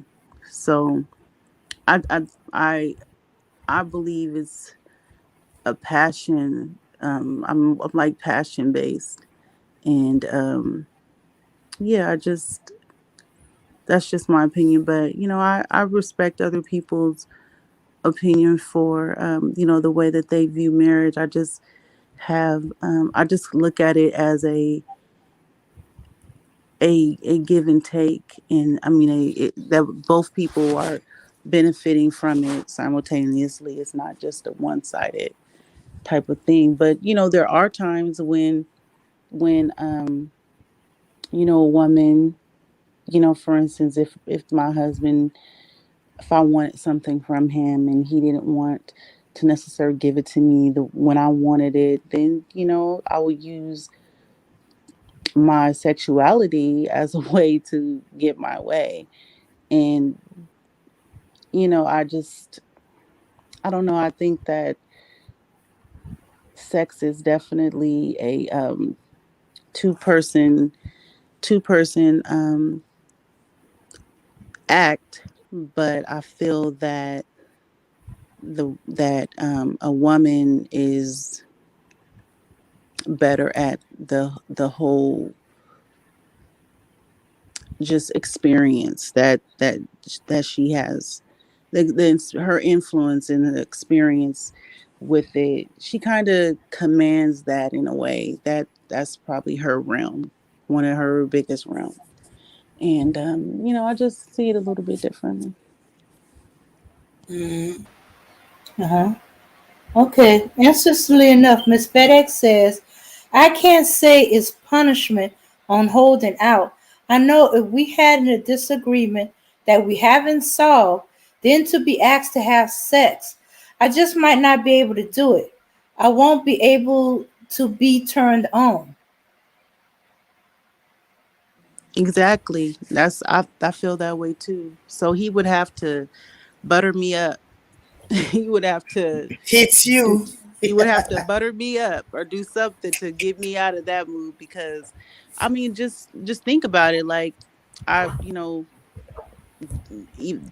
if a man is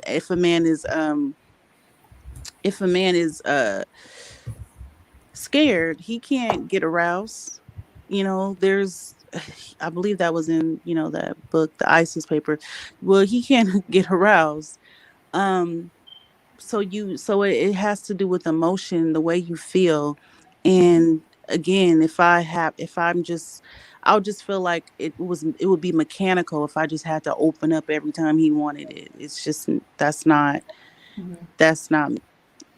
that I couldn't do it. Yeah. Miss FedEx goes on and said she'll be just punishing herself. Hmm. Yeah, you would. Mhm. It would feel like, not the R word. It would feel like that to me if I had to do something that, especially with my body, that I'm not comfortable with.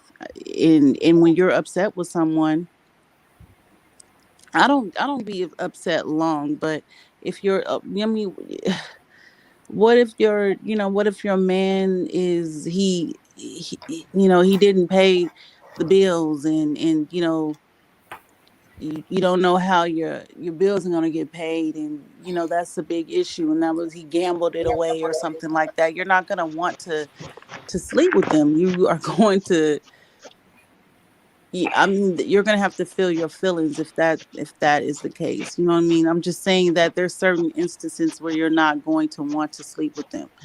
Mhm. And if your emotions and your mood are not at a stable place, or are not at a good place, where women have emotions for a reason, and it's not going to be enjoyable to them, he might as well go sleep with the prostitute.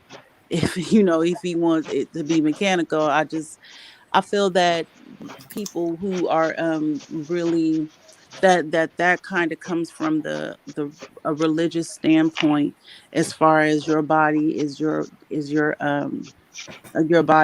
husband's and his body is yours. I disagree with that, because we have to take care of ourselves. You have to take care of yourselves. You have to make sure your body is up to par, your mood, the way you feel, even your spirit, to be at your best. And that's just how I look at it. Yeah, you are right. Mhm. So, Veronica, what do you think? Vero? Yeah, I'll be just enjoying the conversation with you. Oh, However, listening and hold up, honestly, Veronica. You're getting a yeah, distortion from the mic. is it better now?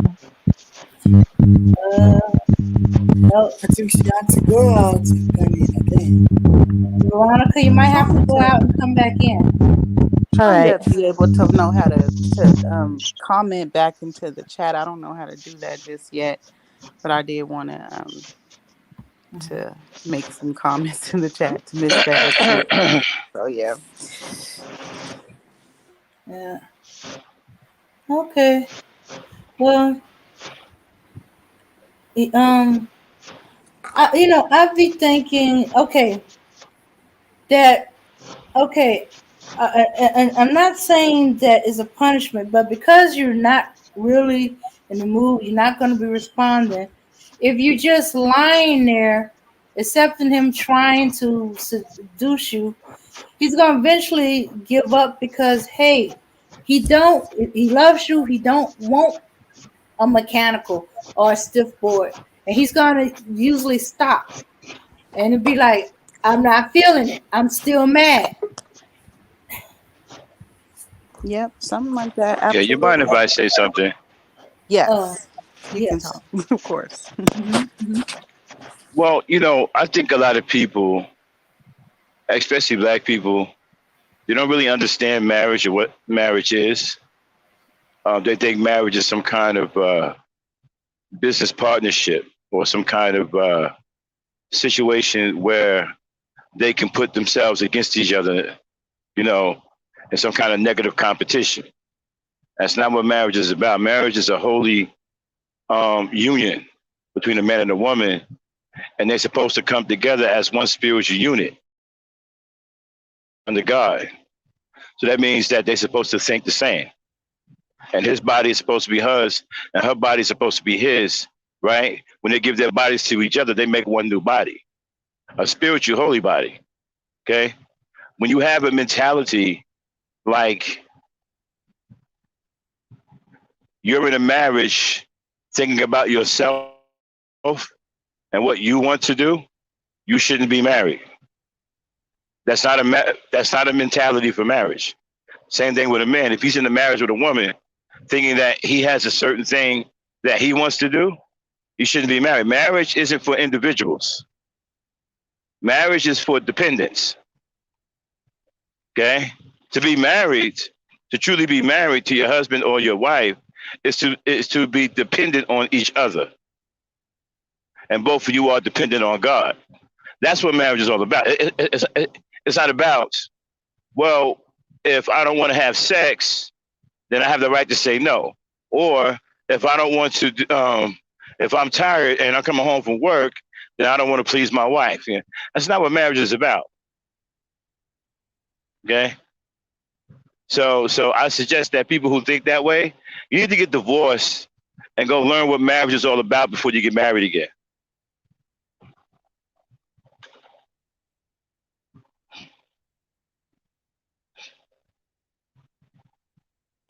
Okay.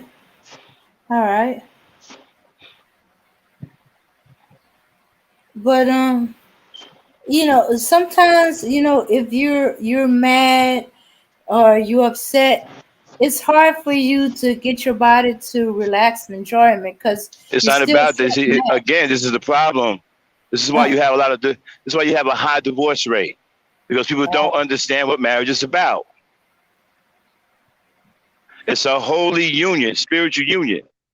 It's not some kind of competitive sex contest. I don't think that my husband will ask me to have sex with him if he knew that I was Nah, angry. but you see, I'm not going to get into that. I'm not going to go back and forth with that because that's a feminist mentality. Marriage isn't for feminism either. Because if you are in a marriage with a that you think a man is going to force you to do something, you shouldn't be married to him. Right. I agree with You shouldn't that. even have that. You shouldn't even have to have those kind of thoughts. If you're in a marriage and you're thinking something negative about your spouse, what the hell are you doing married? Right. I agree with that. Right. If you think that your husband is gonna force you to do something you don't want to do, or he thinks you're gonna force him to do something he don't want to do, man, y'all need to get away from it. Y'all not meant for each other. I've been with my wife now for 19 years, right? I don't never think that she's ever gonna force me to do something that I don't want to do. And vice versa. Right. I agree. That was just what what we were talking about. But I feel that you guys are supposed to be on one accord and it Right, would I be just said, harmonious. right. I just said it's a holy union. Two bodies. The reason why you give up your bodies to each other is not for the purposes of sex. That's low level thinking. Marriage is a holy union, spiritual union before God. You don't give up your bodies to each other for the purposes of sex. You give it up for the purposes of spiritual renewal and create a new spiritual body. Both man and woman working together as one under God. That's why you give up your bodies to each other. Yeah. I think that we're both saying the same thing. I just Now, I don't think we're both saying the same thing because I heard you say something about your body is yours, his body is his. That kind of thinking, that that's not marriage. That's not what marriage is about. well, I'm talking about as far as because I've been married before and I feel that your body you have to take care of yourself. You have to take care of your body as far as eating right, as far as being in the Right, right but you see, and again, again, why would you be married to somebody that doesn't want to take care of his or herself? exactly, that's what I'm saying. So you have to be on one accord with that. So I wouldn't want Well, to no, be. I don't even understand what you mean on one accord. Because if you don't want to be in a marriage with someone that doesn't want to take care of themselves, what's there to be on one accord about? I'm talking about, for instance, if you are with them, if I am married to someone and they become extremely unhealthy, let's say extremely overweight, All right, if they become then extremely unhealthy, and extremely extremely overweight, overweight, that's your fault as a wife. that's okay. Well, I don't believe that that's my fault Well, let me because tell you why. Let me tell you why. why? Because you sat back and allowed it to happen. Okay, well, I can see that you guys are both, Right. you're not on one accord Same thing, because you same guys thing, are not same thing. healthy. Right. Same thing with the man, right? If his wife become extremely obese, right, and he doesn't do Hmm. anything about it, that's on him. He allowed it to happen. You allowed that's like abuse. Yeah, If you so love your wife, if you love your wife, you would never allow her to become so unhealthy to where she can't live her life to her fullest. If you're right, doing that, then you don't love her.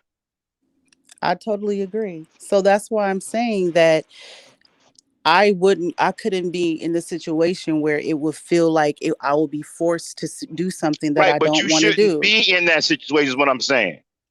No, I You see, because totally I feel like understand what what you're you're saying, saying. right?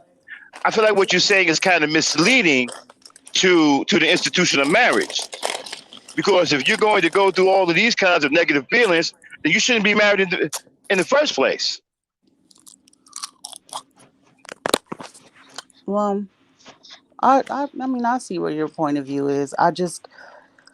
I see where your point of view is. I've been married before. I've been married. When I was married, I was a Christian and I believed what you believed. I'm just saying that I wouldn't want to be in a situation where I did feel Well, uncomfortable. again, you shouldn't be. That's what sounds so misleading about what you're saying. You sound like you're very naive to the institution of marriage. Marriage isn't always pretty. Marriage, you're It's not always. supposed to be. I'm right. So I'm saying if there's discord in your marriage, It's not supposed to be. Again, the understanding of marriage is man and woman coming together as one spiritual unit. so And you're God is supposed to work out your differences. Both of So y'all are supposed to be following God. God is the one now who's in control of your marriage. so you're saying that when there is problems in your marriage, like Right. God is supposed to be infidelity there. or Right. um Well, first of all, if he loves you and you love him, right, then infidelity wouldn't be happening. okay, that's true. But there are situations where it does happen and people choose to Well, stay together. again, if he's cheating on you, he doesn't love you. A man who loves his wife spiritually will never cheat on her. Right. I totally understand that. But I'm just talking about when people are in marriages where they choose to just stay together under all types of circumstances. And Well, they're making mistakes. I really think that we're saying You shouldn't be the same thing. you shouldn't be in you shouldn't be in marriages with all kinds of kooky and upside down and topsy turvy circumstances. Marriage is an institution of love, joy, and happiness and spirituality. It's not a death sentence. It's not a some kind of institution of pain and suffering. No, absolutely not. Absolutely not. But I do know that just as a woman, we are emotionally based. We are emotionally um driven. And if I was, there are going to be circumstances in your marriage where you're going to get extremely mad Well, well, well, at well, your well, husband and vice versa. well. Like, Yeah, you're already speaking those right because you're already speaking them into existence, I and you mean, don't really that's have just much, and you reality. don't really have much, and you don't have much faith in the spirituality that's based in your marriage. So you're saying that there's never going to be times where you all are highly upset with each other? No, what I'm saying is you should never want those kinds of times. Of course, I don't want those times, but there's misunderstandings when people can feel. There's times where there can be Misunderstandings don't have to be negative at all. misunderstandings. Don't have to be negative, but there are misunderstandings that a person can feel offended, and they Right. I think you and choose to when you focus guys on. Right. I think you choose to focus on the negative. there, because I don't think that it's negative. I think that there's times where you guys are not always going to be in sync, and you guys are not, and it's not going to be Well, yeah. Well, always if you got that kind of mentality, then you're right. That's it's gonna. You see, the creator said you are what you think. okay. So if you're thinking that, then yes, you're gonna line yourself up with those kinds of things. Okay, and so you see, my word of thumb is don't think about those things. Let each incident be its own individual system. Something comes along, right? Then deal with that one thing as it is, rather than talking it into existence.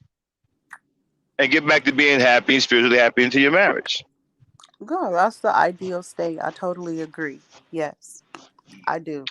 Well, you see, now you're sitting up here saying it can't happen because you're saying that it's No, an I'm saying that it ideal. can happen. No, No, but you're saying that that's the ideal thing, as if it's something far fetched or something that we can't achieve. This is easily achieved in marriage. I'm, How do you well, think the people one stay together for 30 and 40 and 50 and 60 years? they stay together because they are able to they love each other, in whatever comes their way they deal with it together. But I'm just talking about just in general.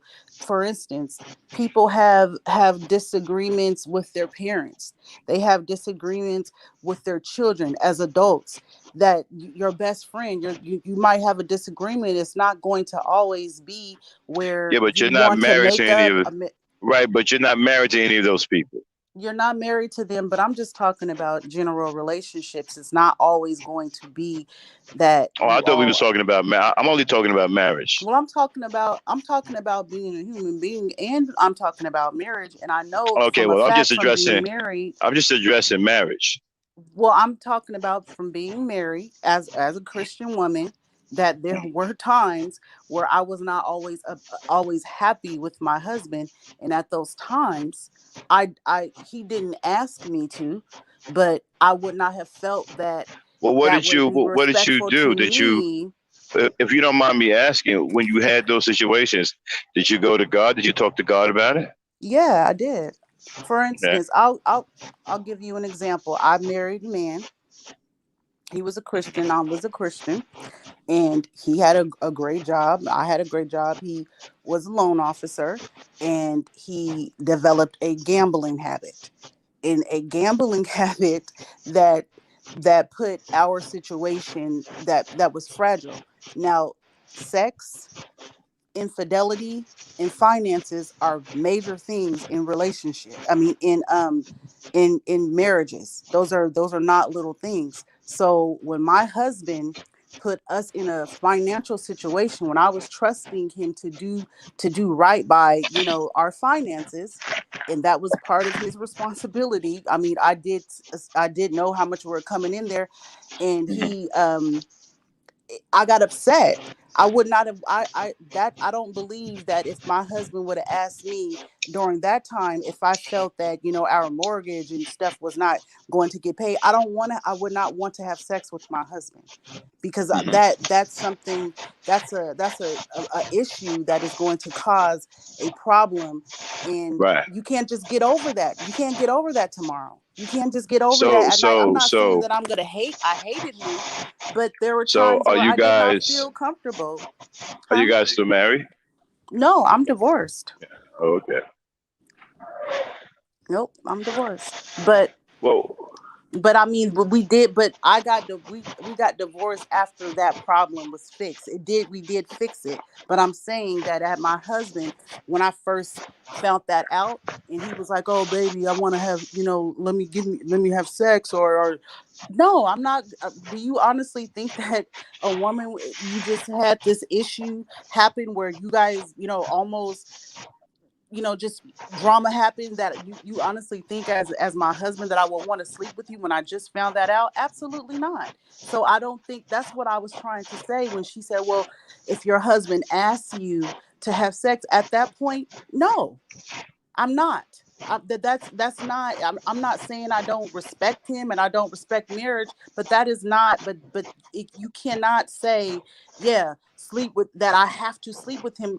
Any man, a husband that will ask you to, I think that well, he would I have lost never. his First of mind. all, I never said that.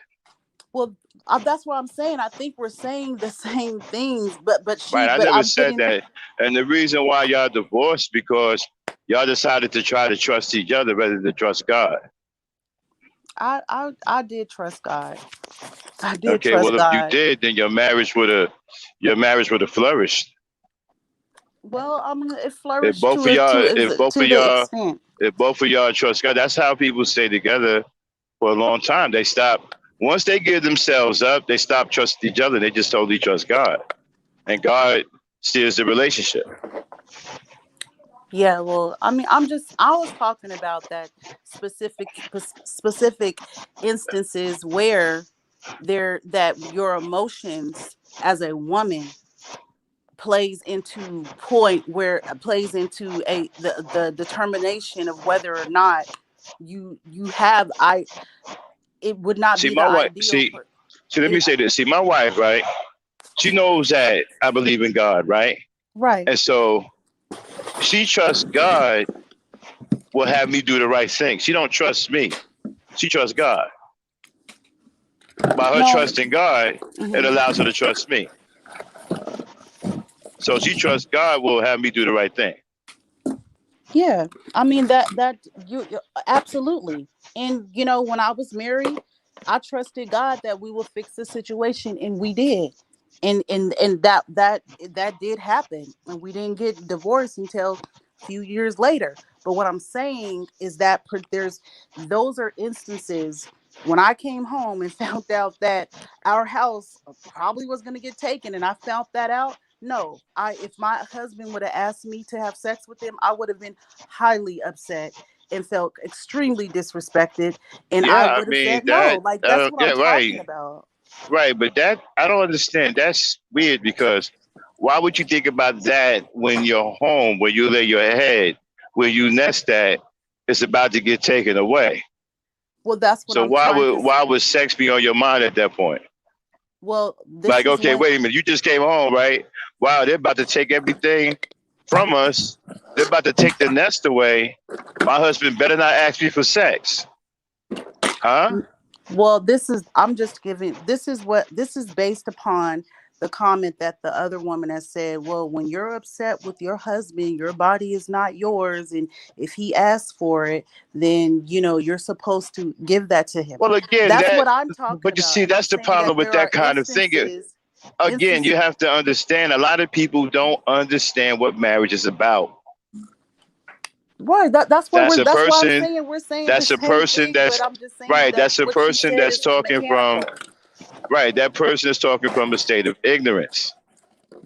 That's what, yeah, I totally agree. And I just was Uh, telling her that no, under and listen, circumstances, ignorance is not, I'm not being insulting. no, Ignorance just just not means you knowing. don't, right, just means you don't know. Right. Okay. You But I know, did run into a lot of people that are Christians who will believe that, you know, a man that you just supposed to do it anytime, and well, like they you're a don't, robot. yeah, And well, a lot of Christians, that's what I was more speaking nah, on, more see, so than, not having a and you know what? human And and I stuff. blame pastors for Christians turning out that way because the Hmm. pastor is supposed to teach you what marriage is all about. A lot of Right. Christians don't have good spiritual knowledge because the pastors that they listening to are no good. You Right. know, So it's not yeah. that if he says your body is his body is yours too. Okay, both of your bodies are supposed to create a new spiritual body. Yeah, Supposed to be I one. agree with that. Okay. Yeah. I When I was married, I definitely agreed with that. That's what I was talking about. I was talking about that that just do what just you can just have sex anytime and every time you ask for it, and that needs Yeah, to but that's be such. clarified.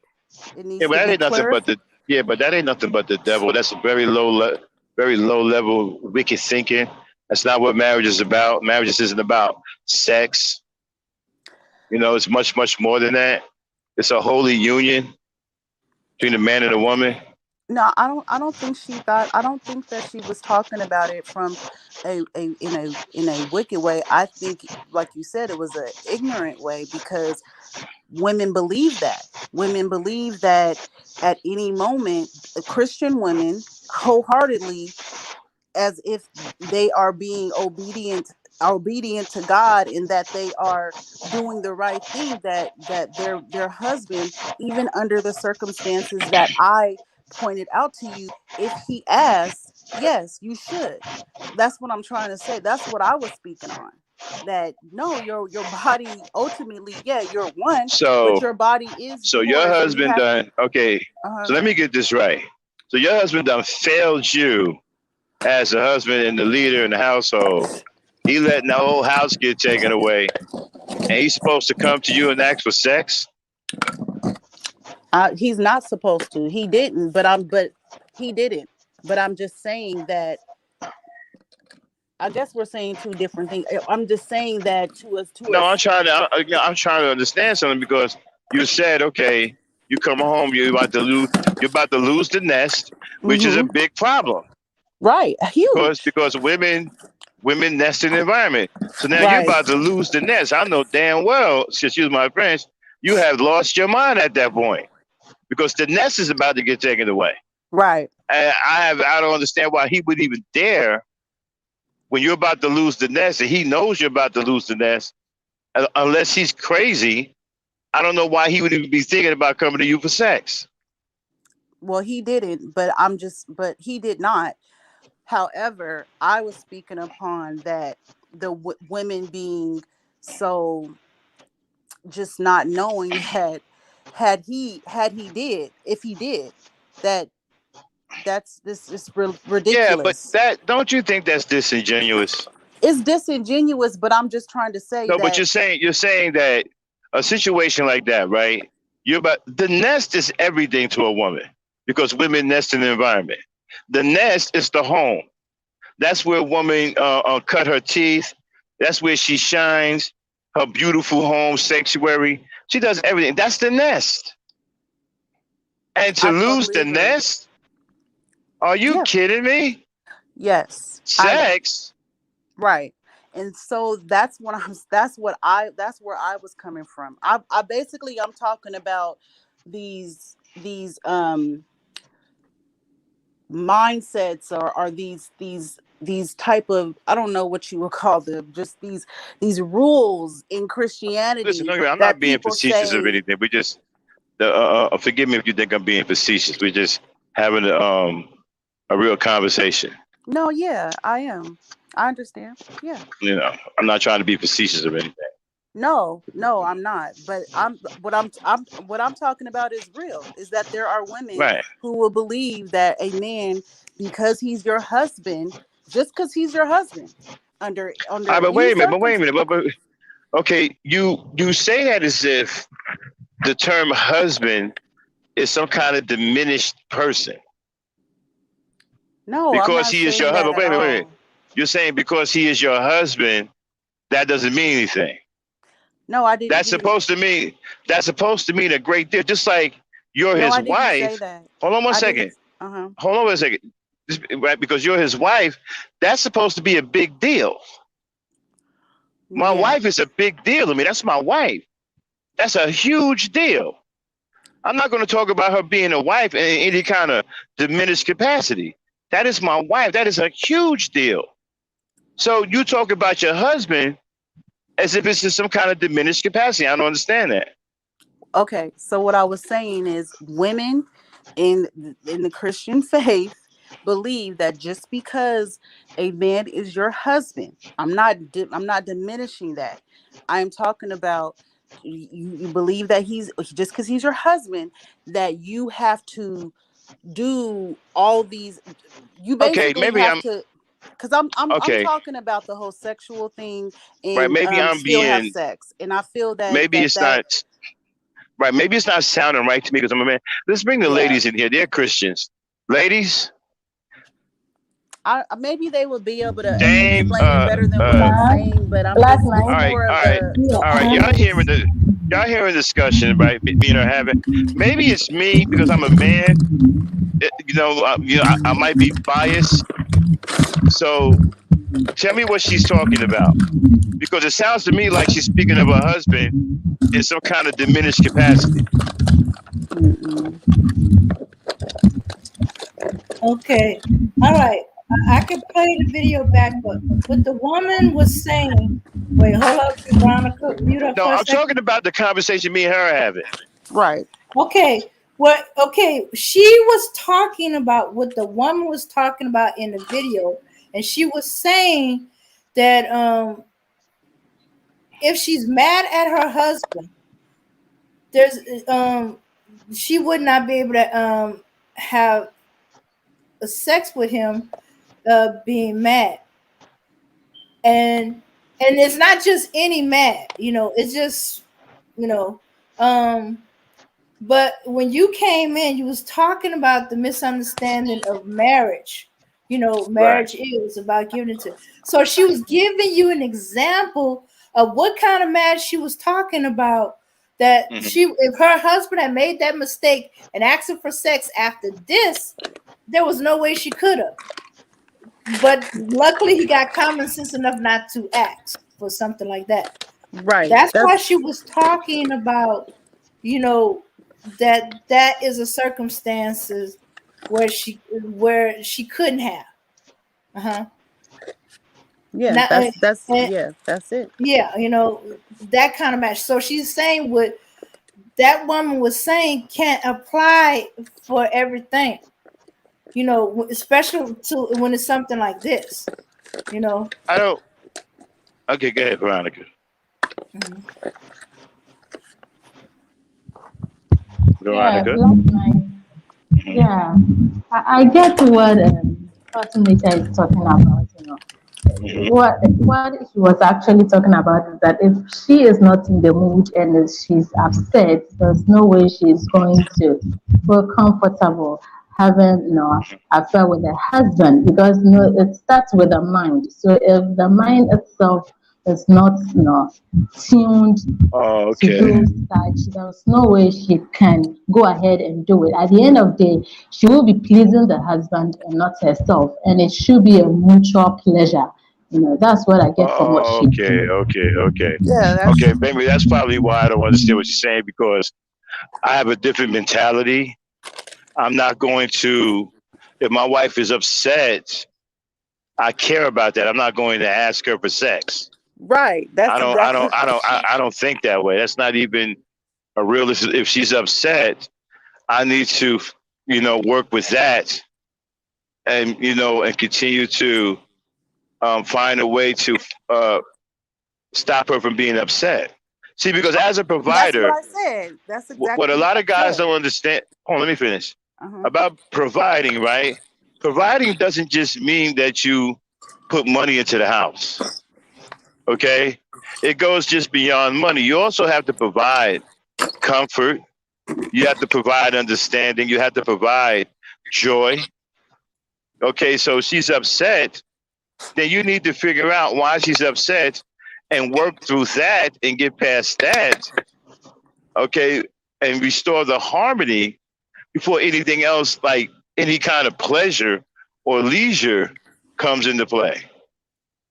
I mean, that's supposed to be an automatic thought. I mean, if a man is thinking about having sex with his wife, regardless of how she feels, then that's a man that doesn't love his wife. Yep. I would never put sex on my wife when she's not feeling well, she's upset, something is bothering her, she's sick, or any of that. Hmm. Uh, Yeah. I just make we just it just was a misunderstanding because that's exactly what I was saying. I was saying if I was upset and depending on the level of upset, not that, let's say that I just was upset for something else, I would expect him to, butter me up or something like that. And, to get me in the mood to do some, like you said, find out how to reverse that. And sometimes when you have sex, a lot of the times when you have sex, you can make up or it changes the dynamic. But I was mainly talking about the whole thing of, how women get mad about, oh, this, you have to do whatever a man tells you to do when you're married. That's what that I was talking from that. And then I also said that as far as it being your body, you want to be your best. You want to, I wouldn't want to have sex with my husband when he's not feeling well or when he's not feeling up to par or whatever. So I'm just saying you ultimately have the responsibility of taking care of your body first so you can be your best for your husband or the anybody or whoever well, we're talking about marriage, but for your husband. So that's what I was saying. I just think that it sounded kind of different when I don't yeah, know. it just sounded weird to me. That's all Yeah. because I'm like, if that's the case, then why are you even married? You got all these types of negative thoughts, and why are you even thinking that way about your husband, or why would a man be thinking about that way about his wife? If y'all thinking that, you shouldn't be together. Right. Just like, just real quick, like how people say never get a divorce. Well, if your husband is sleeping around with the town and bringing you back all these different things, or if your wife is doing it, there are certain, you don't stay in that. But people take these scriptures so literally that they don't use common Well, no, sense. So whoa, they don't use divorce. common sense. I'm Yeah, talking but about common divorce, sense. right? But divorce is allowed in the case of infidelity. Right, but what about if your husband is beating on you? You don't. That too. Yeah, that's what I'm saying. No, you don't stay. You don't stay, and get your brains beat out. Right. So I'm just, I guess I'm talking See, if about your taking. husband is loving you, if your husband really loves you, right, you shouldn't be worried about any of it. You shouldn't even have those kind of thoughts in your mind. If you're thinking about getting beat or I mean, I don't know what he's doing. Right. No, I wasn't. We weren't talking about it from that aspect. I just think just Uh that huh. when she said that, well, because I told her that wouldn't feel comfortable sleeping with my husband if I was angry with him, and I was talking about personal experience when I was in this. If my husband would have asked me that, he didn't, but I don't feel that I supposed to just sleep with my husband anytime. So I was talking about I was everything that I said after that was basically opposing her with her statement about sleep with your husband regardless.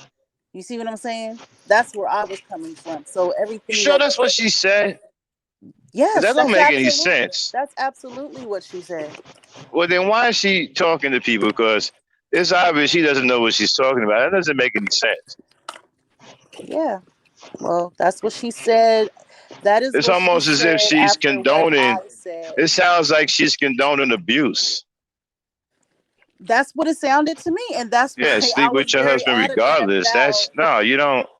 I don't know what Right. kind of message that is. What is she talking about? Well, she didn't say regardless, but after I Well, said, basically, that's what she said. You sleep with your yeah, yeah, woman, that's yeah, with your she didn't husband say it under any verbatim. circumstance, Yes, right? that's So what she yeah, that's said. regardless. It's, yeah, I mean Yep. And I that's just said like no. condoning.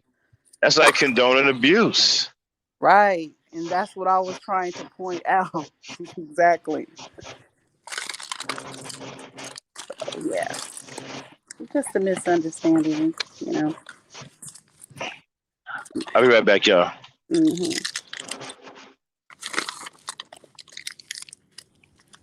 Okay, so when it comes to marriage and all that, person nature, you are right. You don't just do things because your husband wants you to do it. Your mind, your whole being should be ready to for that.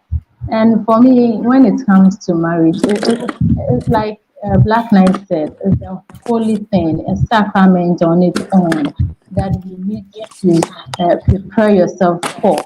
So if I'm entering into a pilgrimage like that, if I'm embarking on a pilgrimage like that, I wouldn't want to mar the edges of my life or in the name of pleasing my husband and me.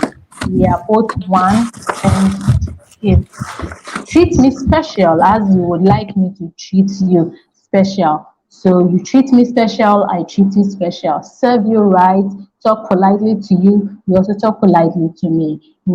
Everything should be based on communication. When it comes to sex, and we should all come into agreement, not because you want it, I should just give in, no matter the state of my mind or whatever it is, I should just give in. Some men will come in with a whole lot of, you know, you are Religious. being too religious. Let's try this Yes. style. They'll be talking about a lot of styles that they have actually read online, and they expect you to do it because they think your body is yes, you are the wife. So if there's this cowgirl, ballet dance, leapfrog, whatever style it is, they would like you to practice and practice it on you and use it. You see, one Yeah. day I read on Facebook, and a lady was complaining that the husband watched porn and wants to practice porn on her, thinking that Hmm. your body is mine, you are mine. So if I want this style, you should go ahead and do it. No, Yep. it That's should what be a I'm talking mutual about. understanding. Hmm. Yeah, it should be a mutual understanding because we are all doing it for our own pleasure, and for procreation as well. So if I think the style you are bringing on board is going to have an effect on me, I should just accept and go in for it because my body is yours. We are married. No, no, no, certainly not.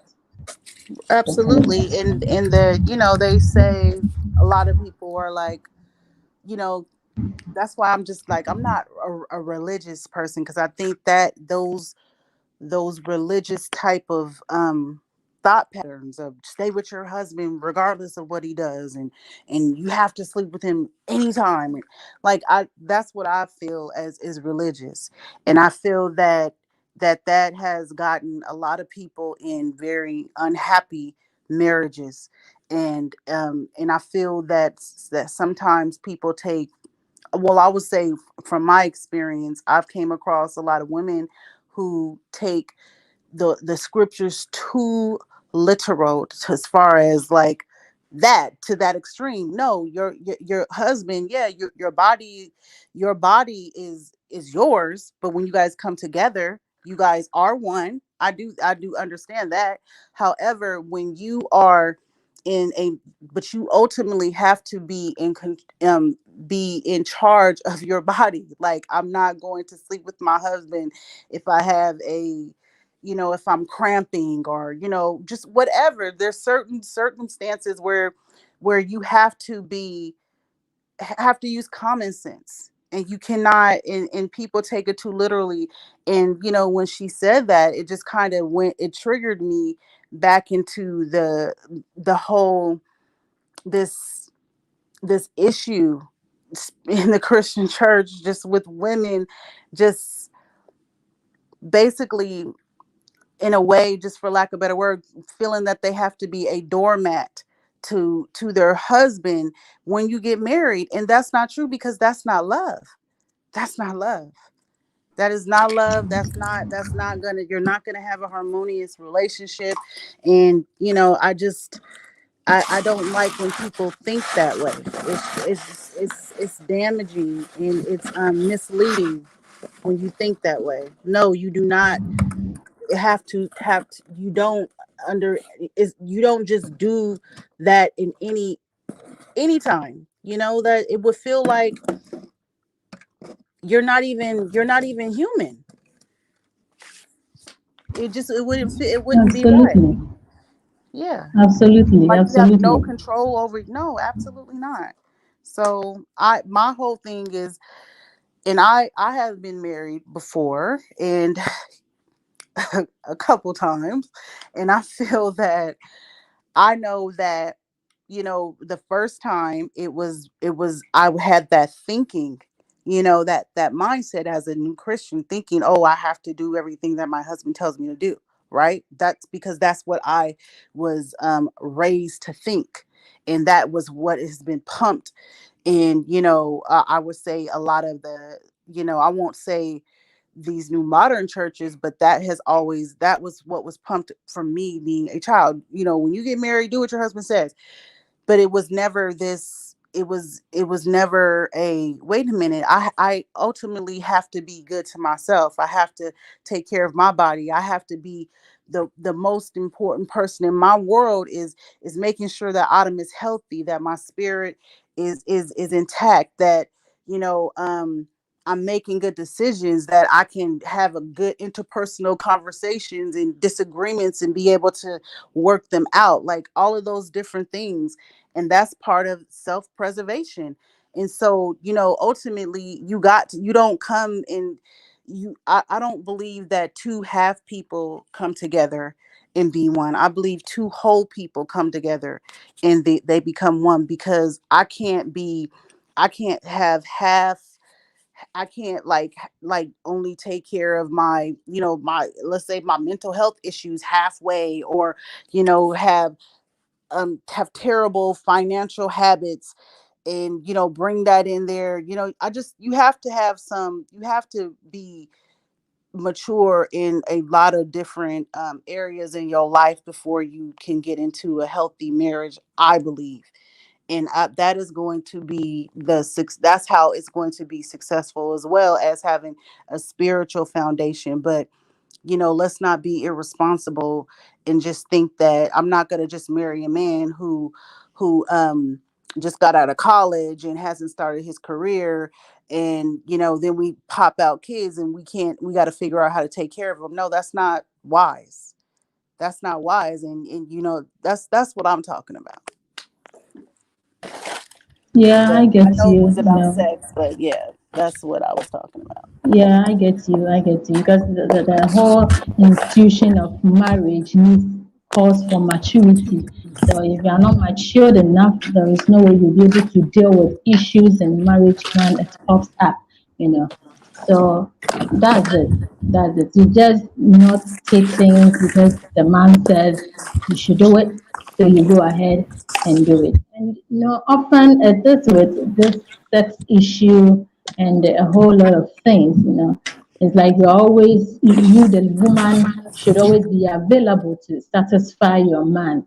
What of you getting the satisfaction? You see, the sex in itself is an act that anybody at all. People go about, sleeping with people, prostitution and all that. But if I'm doing that with my husband, it should start from my mind. I should have that kind of pleasure as well as the man is also having. It should just, I should be tuned in, My mind should be free that I could also enjoy and then feel the benefits of the whole action. That's it. Right.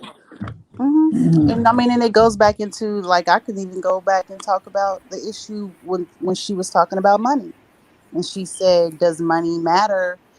And from my experience, like my first marriage, my husband, I was more financially sound than he was, and that became an issue because he never got to the place where he was able to take care of me and take care of the way our lifestyle did, and it became I got resentful of it because I kind of felt that I just believe that it's a man should definitely be able to take care of you as when you're married, and if you have a family, if you guys choose to have a family. And I believe that if he's not able to, then that it's going to cause problems in your marriage. And I know that some men can get resentful about not being able to, and then that will cause problems. So from my experience, in my suggestion, I just prefer to do the I prefer to marry a man that has as much as me or more. That's how I left it. Yeah, right. And marriage is a long way to go. Everybody should know that you're not just getting marriage and you're gonna take it easy. That is why the elder people will tell you marriage is a long way to go. So you have to prepare for whatever you face in the marriage. One, people been going for a counseling that I don't know what they've been learning from there because they go and sit down and listen to Zimbla, Zimbla, Zimbla and come back. They have not been learning nothing. Before you get in marriage, have you planned for that? Have you sit down and have think about that? Because you are going to a different tribe, a different family altogether. But you also have raised from different family altogether. Some of the things that you like to play with, your partner is also not good or is not also not happy to play with that. So what are you going to do when you get to that? So that's why I said if me, people might should take a marriage that we're going to learn from each other. If you tell me something that I can do it, I'll just tell you I can't do. But what are we going to do to find a solution for that thing you're telling me to do? Okay, the solution is this so and so. The solution is this. Let's go with the solution. Let's try if it's going to work. But one person shouldn't sit on another person and say, oh, you have to do that because of what I have married you or because we have get married. No, that's a wrong thing. So for me, I think we the black people have to sit down and read or learn much about marriage or ask questions people who have get married before. Yeah, absolutely. Because I think that personally, you need to learn a lot about marriage before you enter into it. Because you can't just go there and think everything will work out perfectly for you from your own point of view. Because two people are going to be in there. You are not going to be there alone. You are going to be have different opinions and different, ideologies about a whole lot of things. So you need to learn and get yourself prepared before you enter into marriage. You shouldn't be in a haste. You shouldn't be desperate. You should get yourself prepared so that whatever comes your way, you'll be able to deal with it. It's not being married that, the beauty of being married alone, that how you are able to maintain the marriage itself is very, very important. Of course, you need to spice it up, when it comes to your sex life and other things, but you don't risk your life. You don't please one point and forget yourself. Both of you should have the right satisfaction in all fields when it comes to marriage. That's my opinion. We should all be satisfied in all angles when it comes to marriage. Not you alone, not me alone. It should be both of us. Yeah. Okay, um, faith in God can't be one-sided.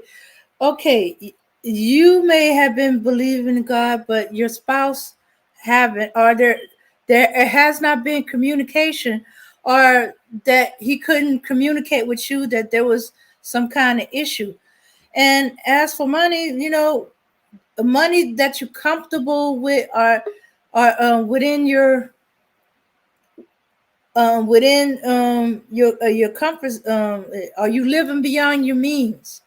You know, um, you know, uh, does he realize or did he try to keep up with the means and he chose another route instead of coming to you saying this is beyond our means, we're going to have to live down a bit. He tried to stretch, try to use a quick way to get more money to keep within the means, and instead of having faith in God, faith in you, that he could come to you and tell you these things, and that y'all be able to work on it together and live within the means. So he tried something, and it ended up being bust, and he got so deep down the hole, the house was being taken away, and that he could not hide any longer.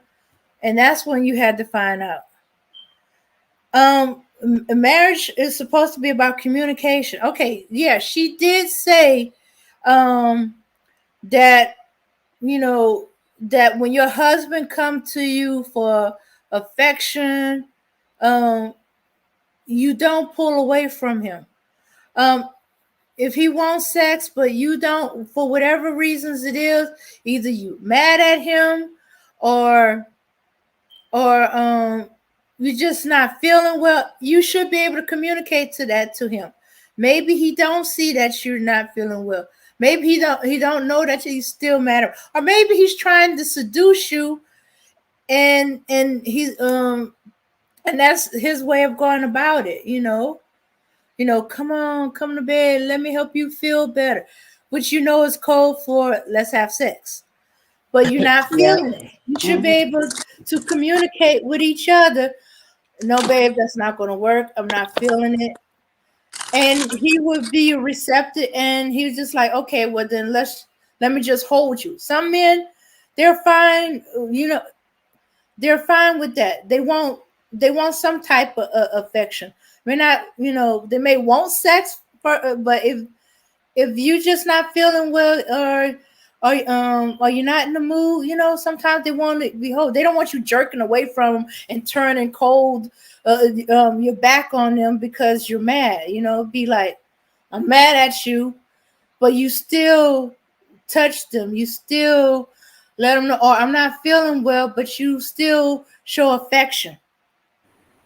Right. That's Or what she was sometimes. referring to when she said give it to him. She not wasn't talking about sex. She was talking about affection, being touched, you know, and stuff like that.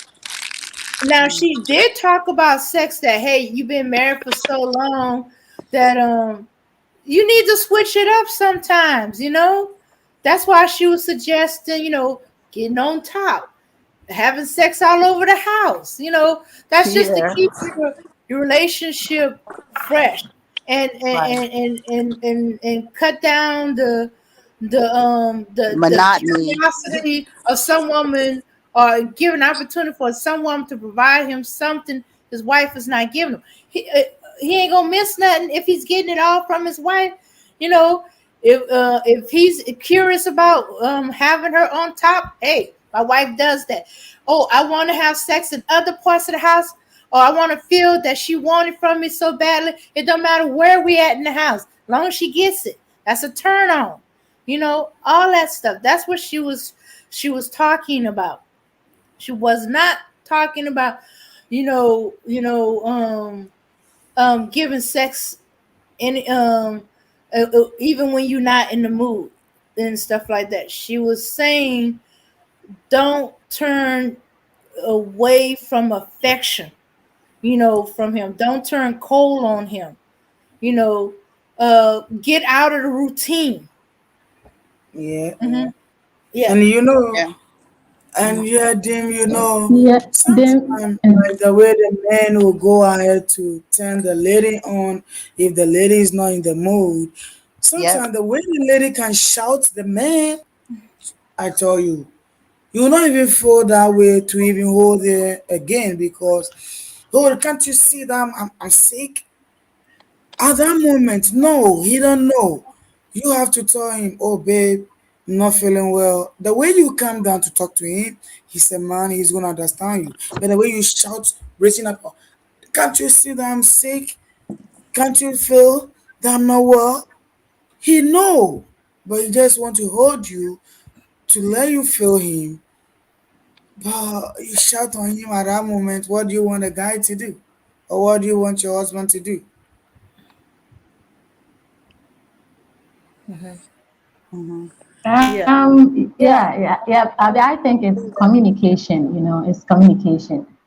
Hmm. It Absolutely. depends on how you put it. You just have to communicate it well to your partner that you are not feeling well, you are not in the mood, or something is probably not well with you. So you talk it out. There are so many ways to, voice out your. It doesn't mean you should go ahead and shout because your man wanted. It's communication, and the communication too must be done well. You don't just talk because you are not in the mood. The whole world should hear that you are not in the mood and your husband is coming in for you. When you are living in a compound house, some people you could hear them from the next room that something is actually not working out well. So for me, it's communication. It's communication, and then them talked about getting out of the routine.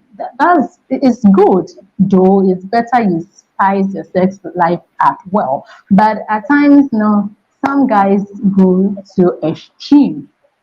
They go to extreme. I made mention of a story posted on Facebook by one lady.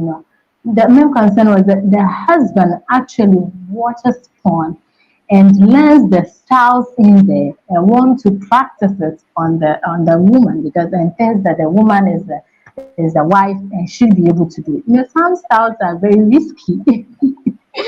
So if you want us to, if your partner wants, if you want us to get into such styles and that, you don't expect me to just give in like that. I will actually analyze and see whether it's for my own comfort and my own satisfaction, because you can't just come in with any style at all just to spice the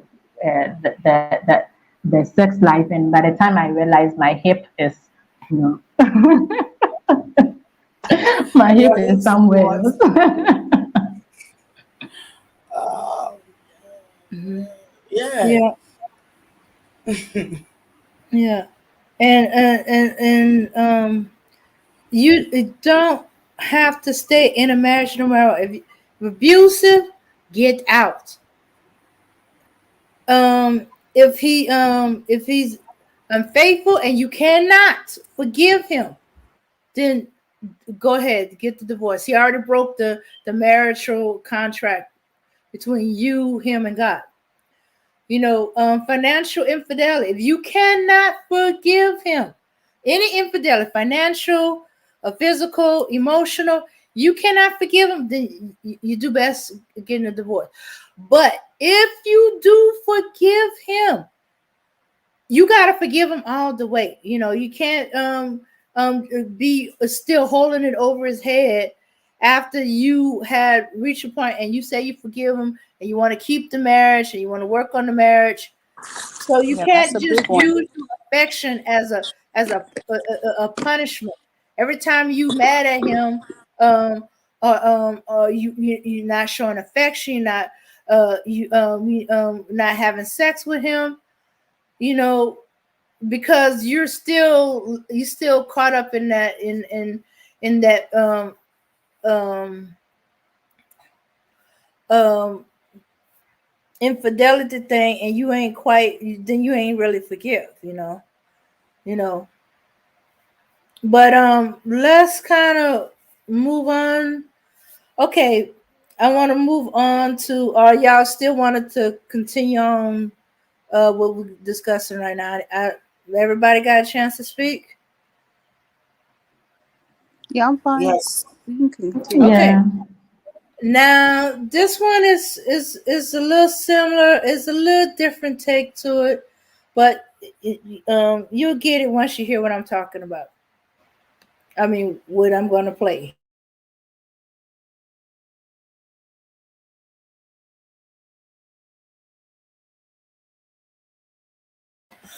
So, what do you think of the take on this? Keeping your husband from straying.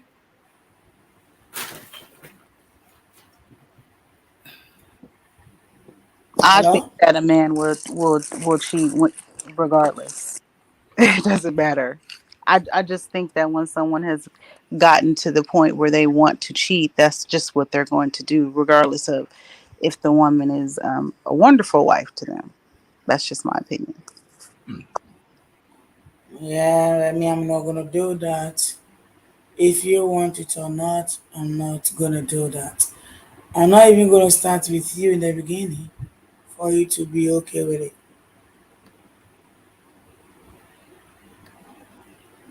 So for me, the question is, some women will actually want their husband go down there, but not them going down them. So, uh, like Autumn Nature said, you see, keeping the marriage is and keeping your husband from cheating is not about you doing the the exceptional, or falling into the routine and doing whatever everybody is doing, or doing whatever pleases them. If a man wants to cheat, for me, I think he will cheat. But the thing with the BJ that the comedian was talking about, that's the problem. Some women would like men to go down there, but why wouldn't they also want to go down the man, But it has to do with hygiene and a whole lot of things. I think we get into it deeper. But I don't have a problem with it. No. No, I don't have a problem with it at all. Absolutely not. I'm just saying that for under the instances of to keep him from not cheating, I don't think that will stop him if that's what he wants to do. That's just how Mm-hmm. I feel. Absolutely, absolutely. For if he will cheat, he will cheat. It doesn't matter whatever you do. If Yeah, a man makes up his mind to cheat, he will cheat. If you are doing it, if you are going down him, it's because you also want to spice your sex life up, or you actually want to do it, and taking into consideration the hygiene and other issues into consideration. You just want to do it, but not to keep the man from away from cheating. yeah, absolutely. Okay, so it's not about what you do; it's about the guy's mentality. Mm-hmm. You sure about that? Yes. All right, Well, all right. well, it's kind of controversial. Somebody would say that you could do a lot to keep your man in the marriage, but keep the man in the marriage, yes, but away from cheating, well, I can't bet on that.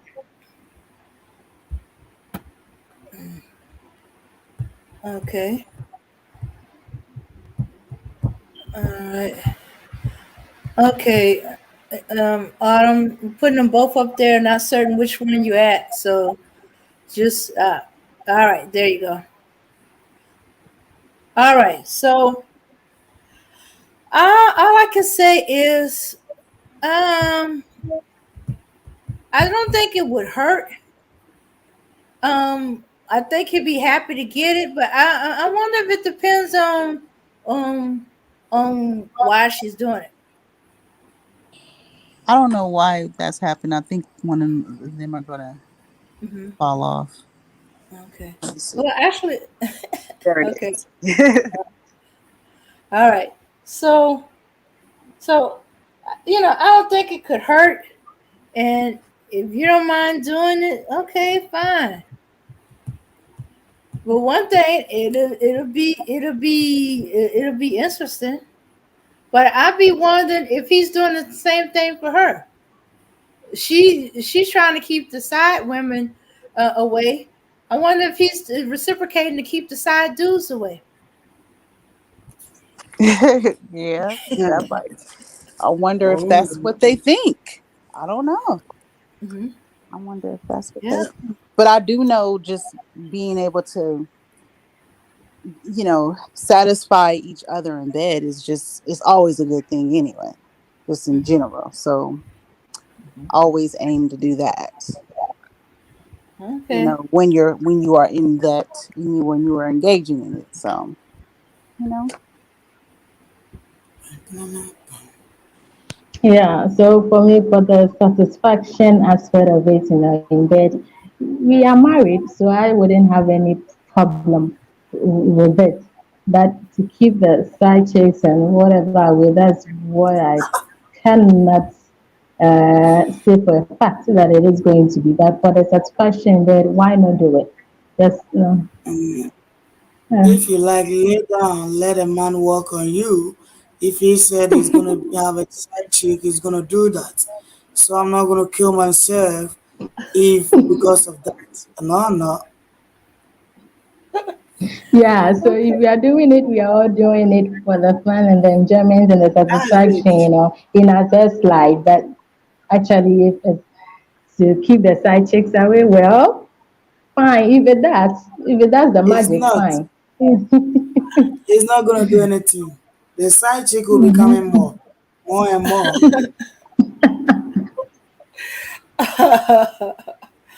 Okay. Okay. Yeah. Well, the next clip I'm going to show, the same woman, but she's along the side of what the other lady was talking about. But I want you to think about it as you're listening to it. Okay. See, I All right. Oh, hey, can I. Max. Go ahead.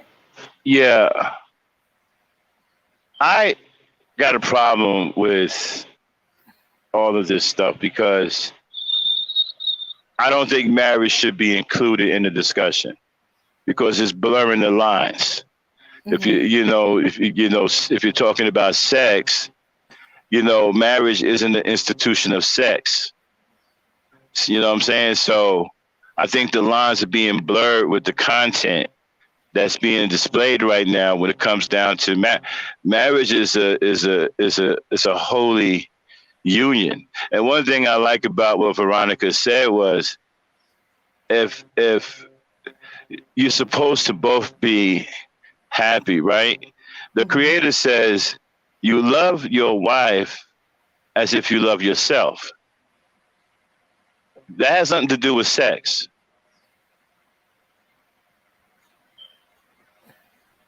He also said that you love her like Christ loved the church. That has nothing to do with sex. You understand? So if a man isn't doing these things, then he's doing God a disservice, he's doing her a disservice, and he's doing himself a disservice, and he isn't fit to be a husband. Now, what I don't like is this cross bridging and blurring the lines between sex and marriage. Now you have a comedian sitting up there talking about giving blowjobs. and stuff every single day, as if a marriage is contingent, or you know that's the foundation that it stands on. I don't like the way the lines are being blurred right now. All right, Black Knight. Yeah, we get your point, but this is the reality on ground when people are married. Some of the things that they use actually when they get married, they kind of put themselves into. Of course, sex Right, isn't the but ultimate when it comes to the right, but marriage, here's my but problem it's with it. Yeah, issues but that. right, but here's the problem with what I have with what you're saying. Right, this is what I mean Mhm. about the understanding of marriage and how a lot of Christians don't really understand the institution of marriage. These things are private and should be done in the private of your own home. They shouldn't be espoused out for the public. What a man and a woman do as a husband and wife in their home is their business, their spiritual business. Now, if you're Absolutely, not but married, if you're not married and you're just a couple or you're dating or whatever, oh, by all means, say whatever you want. But when you're talking about the institution of marriage, it shouldn't be on public display. And what married men and women do shouldn't be up for some kind of roundtable discussion of what they do behind closed doors. Like their private life isn't a porn show. Mhm. Yeah, absolutely, yeah, I but totally agree. We were talking about sex just happened to come into the conversation, but we were also talking about finances and other things. And I think that it's more of a morality type thing that we're kind of talking to right now, and we're talking about it, long-term relationships and marriages, and Yeah, just in yeah, but you see, general people yeah, are right, going right, right. You to. see, I heard all of that, and Hmm. as a man who's been in a successful marriage for almost 2 decades. See, I come from the old school. We were groomed to be husbands and wives. Okay, the Hmm. men were groomed to be husbands and fathers. The women were groomed to be wives and mothers. Okay, and so a lot goes into a successful marriage, but the most important thing is the following the creator and giving yourself up to the creator, right? And creating that one heavenly body, that spiritual body that is the union between man and woman. So all of this stuff about my body isn't his, your body isn't her. I mean, that has no place. I don't know if y'all understand. That is an individual mentality. That doesn't belong in a marriage. Marriage are two people who totally depend on each other, and then those two people who depend on each other who have joined together, they depend on God. Marriage is about dependency, not individualism.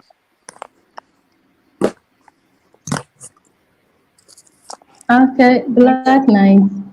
Yeah, but I get your point. But I also think that, of course, success when it comes to marriage has to be discussed closed doors. But that's how we have made it, that we don't talk about it. Right, and So this why the right, youth and this is don't get why to know, right, I don't get understand to that, and this is hear why you about have it, right, and and it's this is why causing you a don't lot of stay divorce. right, and this is why you don't stay married. This is why you don't stay married, and why your marriage, your divorce rates are high because I there's a absolutely think because that there's a fundamental misunderstanding about what marriage is. That's why y'all can't stay together. That's why y'all always fighting. Y'all always involved in some gender fight back and forth and struggling with each other because you have a fundamental misunderstanding about what marriage is supposed to be.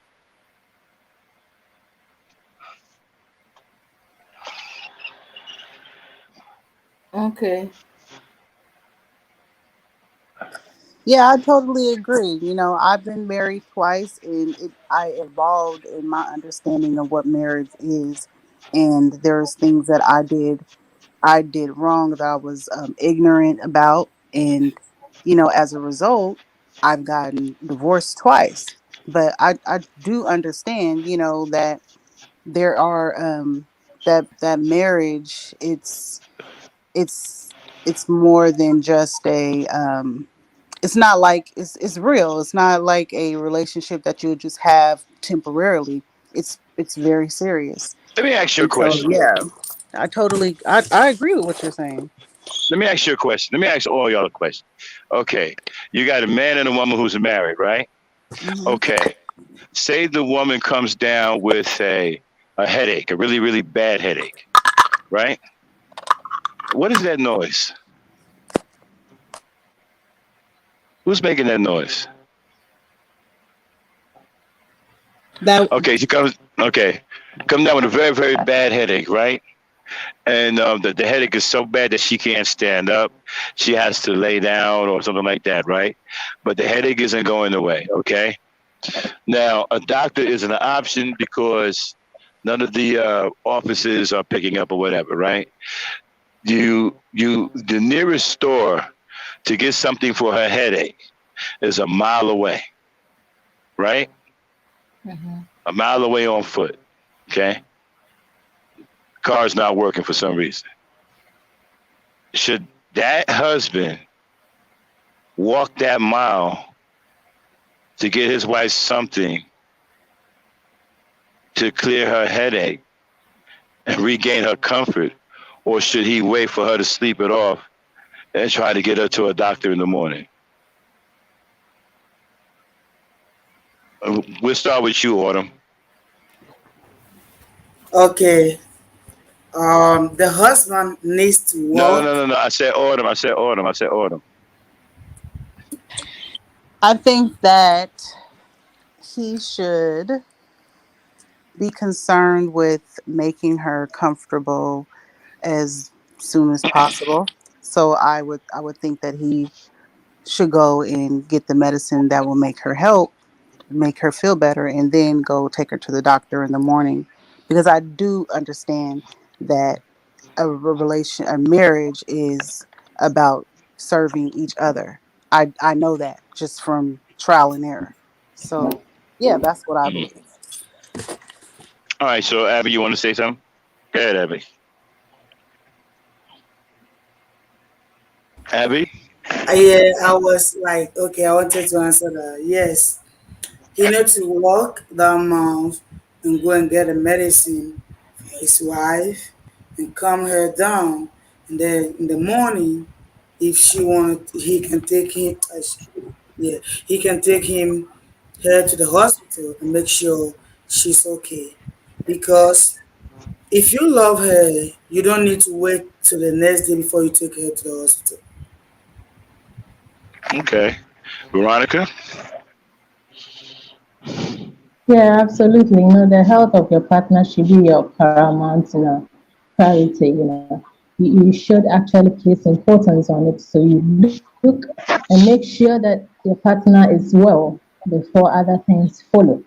So if she's not feeling well, why just look unconcerned? You know.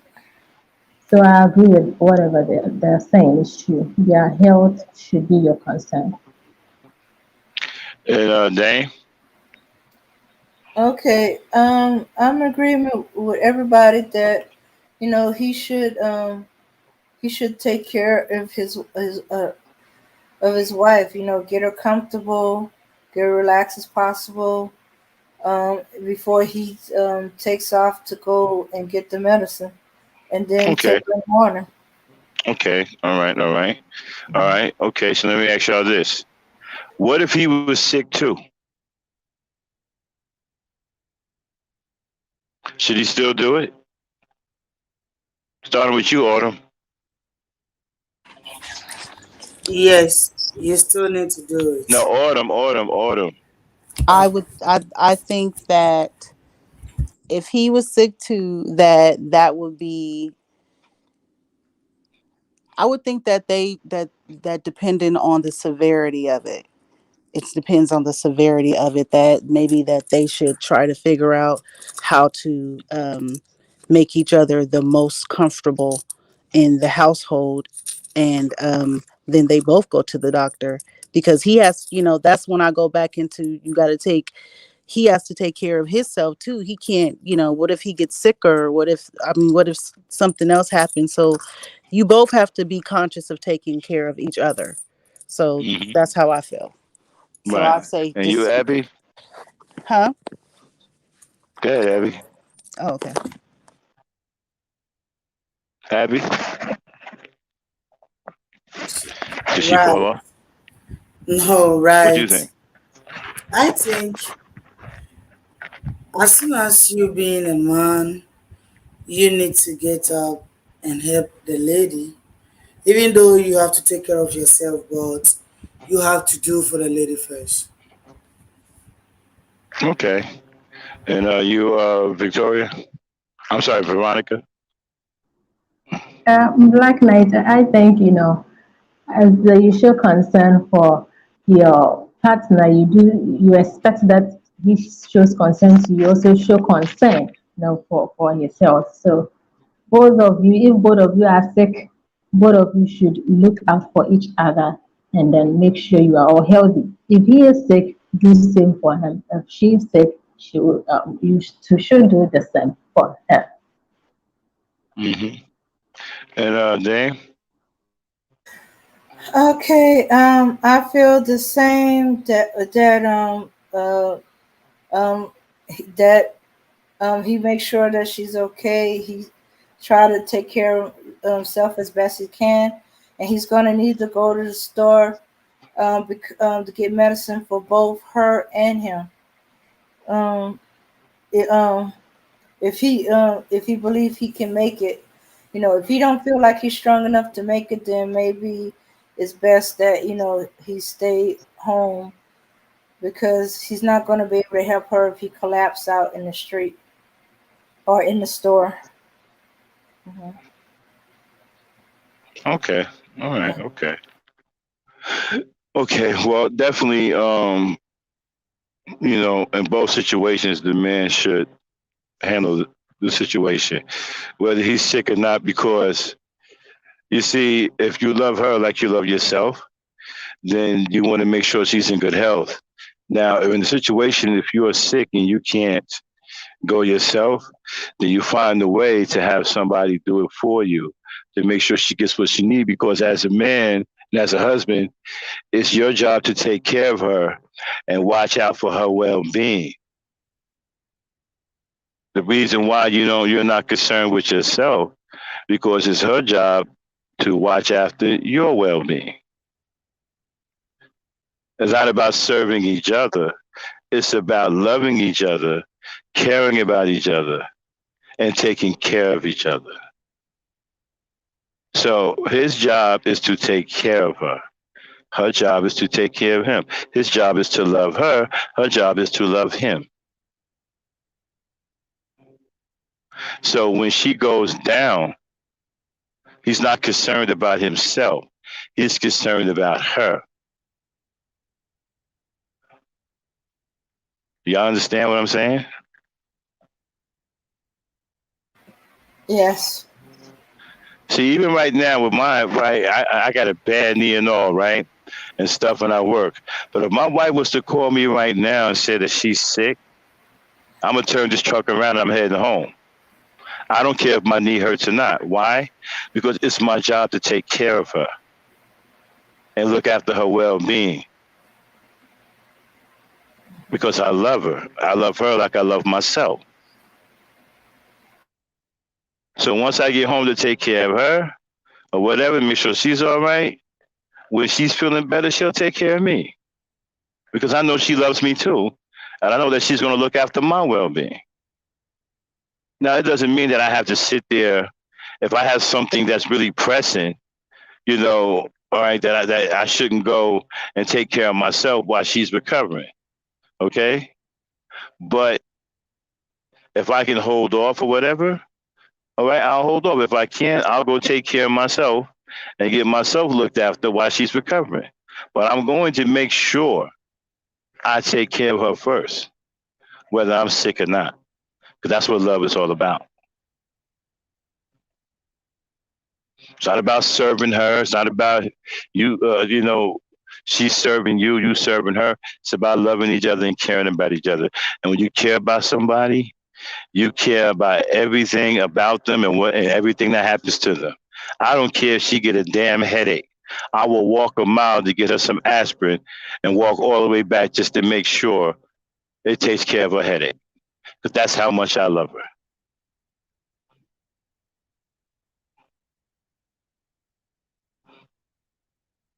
That's what marriage is all about.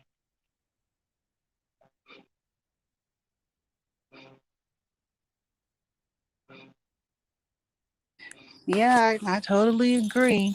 I I think so too. I when I was saying serving, this is just a new saying. It's whatever serves you. If this doesn't serve you, but I meant love. That's what I meant by it. Just I said it in a different way, but I totally understand that, and I see that. Yeah, that would be most advantageous. The best thing to do is to take care of your wife first. I just, I want. I look at it like this, like when my great grandfather just passed, and I mean my great grandma just passed, and my great grandfather are still he's still alive, and he's healthy. He's really healthy, and you got to think about you have to take care of your body. Like, what if they're not going to be there? So that's what I'm talking about. That I know the importance of. At some point in time, she was cooking a lot of. My grandma was cooking a lot of high cholesterol food, and it was something that he had. I think he had went to some sort of I don't know. He went somewhere. His job took him somewhere, and he just told her that he wanted to start eating healthier. And so that was a decision that he made for himself, and it took it took a minute for her to, not a minute, but she had to adjust to their new eating style. So that's what I mean about, it's not, I don't think that it's a selfish thing to want to be healthy and want to be conscious of taking care of yourself. And you got to be healthy. You got to be 100% so you can give somebody else 100%. And I look at it as like it's taking care of you. Like, if the airplane was going down and it says to give yourself oxygen first before you give your kids. That's the way that I'm looking at talking about as far as taking care of yourself. That's just wise. That's it's not. I'm not talking about it in a selfish type of way. That would be the best example that I can give you as Yeah, far but as you see, when I say. the problem with that is one situation has nothing to do with the other, and they're completely different situations for different reasons. So one shouldn't be compared against each. One shouldn't be compared to the other, and one shouldn't be used against the other to make a point. Okay,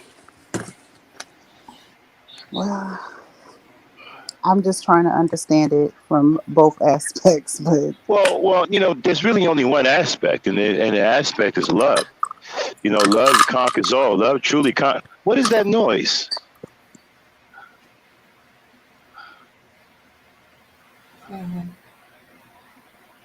Love truly conquers all. If you really, very few people have ever really been in love. When you really in love with a person, they look different to you. They don't look the same anymore. They don't look like they look when you first met them. They look completely different.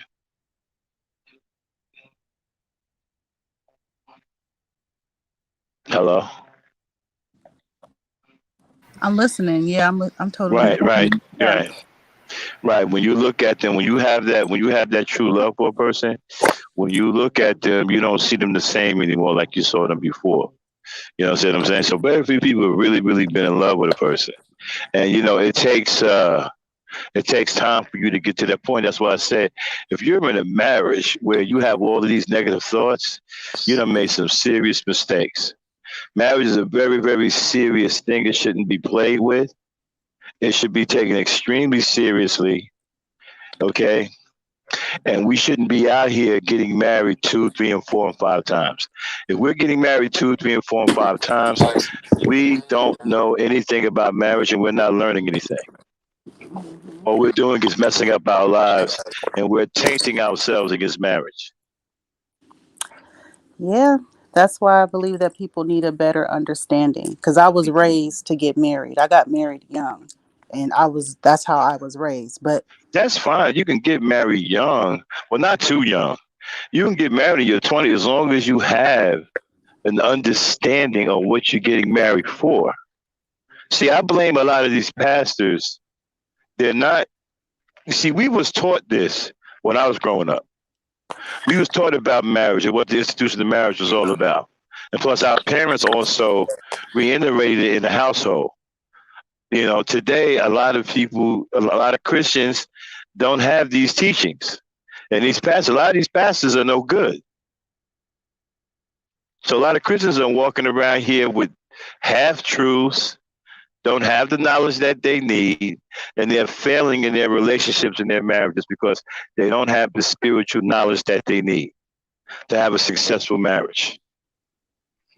yeah, that's exactly what I'm talking about. That's what I'm saying. I was raised with certain ideologies based upon being raised as a Christian, and I was Pentecost and all. I was raised a certain way to think a certain thing. That's why I was really, I went in on talking about that. You don't, what we were talking about earlier, that you just don't do it every single just because he says so, like that. Because how I was when I got into my marriage. I thought that everything my husband told me to do, anything, everything that's what I was supposed to do as a wife, because that is what I was taught as a Christian. And what I found out, that does not work. And then, Okay, I don't, so, okay, I'm a Christian too, and I was never taught, I don't even know who taught you that. well, that's what What I was Christian saying. church, what Christian church is teaching that? What I'm saying, I don't, I, well, I was Pentecost, but what I'm saying is that, I'm a Pentecostal as well. right, but I'm just talking about that No, I'm there sorry, I'm is. not Pentecostal. I'm sorry, I'm Baptist. Okay, well, I'm non-denominational, but right now I'm saying is that what I'm saying is that there's certain things that you're saying that preachers teach people, and it could be their opinions more so than what's like biblically, or just what's common Right, let sense. me, So I mean, Veronica, I can I think ask you we're a saying the question? same thing, but it's just. Right, Veronica, you there? Yeah, yeah, Black Knight. Yeah, because you seem to have some kind of tracings of what she's talking. Let me ask you a question. Did somebody teach you that too? Well, no, no, Because no. I've been raised a Christian. I've never heard of that. That's not something that was taught in the church about marriage. Well, the woman should do everything the man said. I don't know where. I was never taught that. Is that what they're teaching y'all in No, church? I mean, it's not like no, every no. single thing, but it was more of the woman is to be like, if he told me to jump off a bridge, I wouldn't like jump off a bridge, like Well, nothing like actually, that. But the I'm just talking about that there's a fine, there is a the line is convoluted when it comes to what love really is. Like, for instance, it would be if I was in like my first marriage. Let me give you an example. My first marriage, if the whole financial thing came back, came was in my first marriage, it would be, and my ex-husband would say, I want to sleep with you. I would think that's how I was raised, that as a wife I should please my husband. This is my husband. And that was wrong teaching. That's what I'm Okay. trying to talk about. Okay. So let me So ask I'm you. Let me saying ask you. Let me ask you a question. Let me ask you a question. They're teaching you this in the church. I'm saying the church that I went to, that's what I was taught.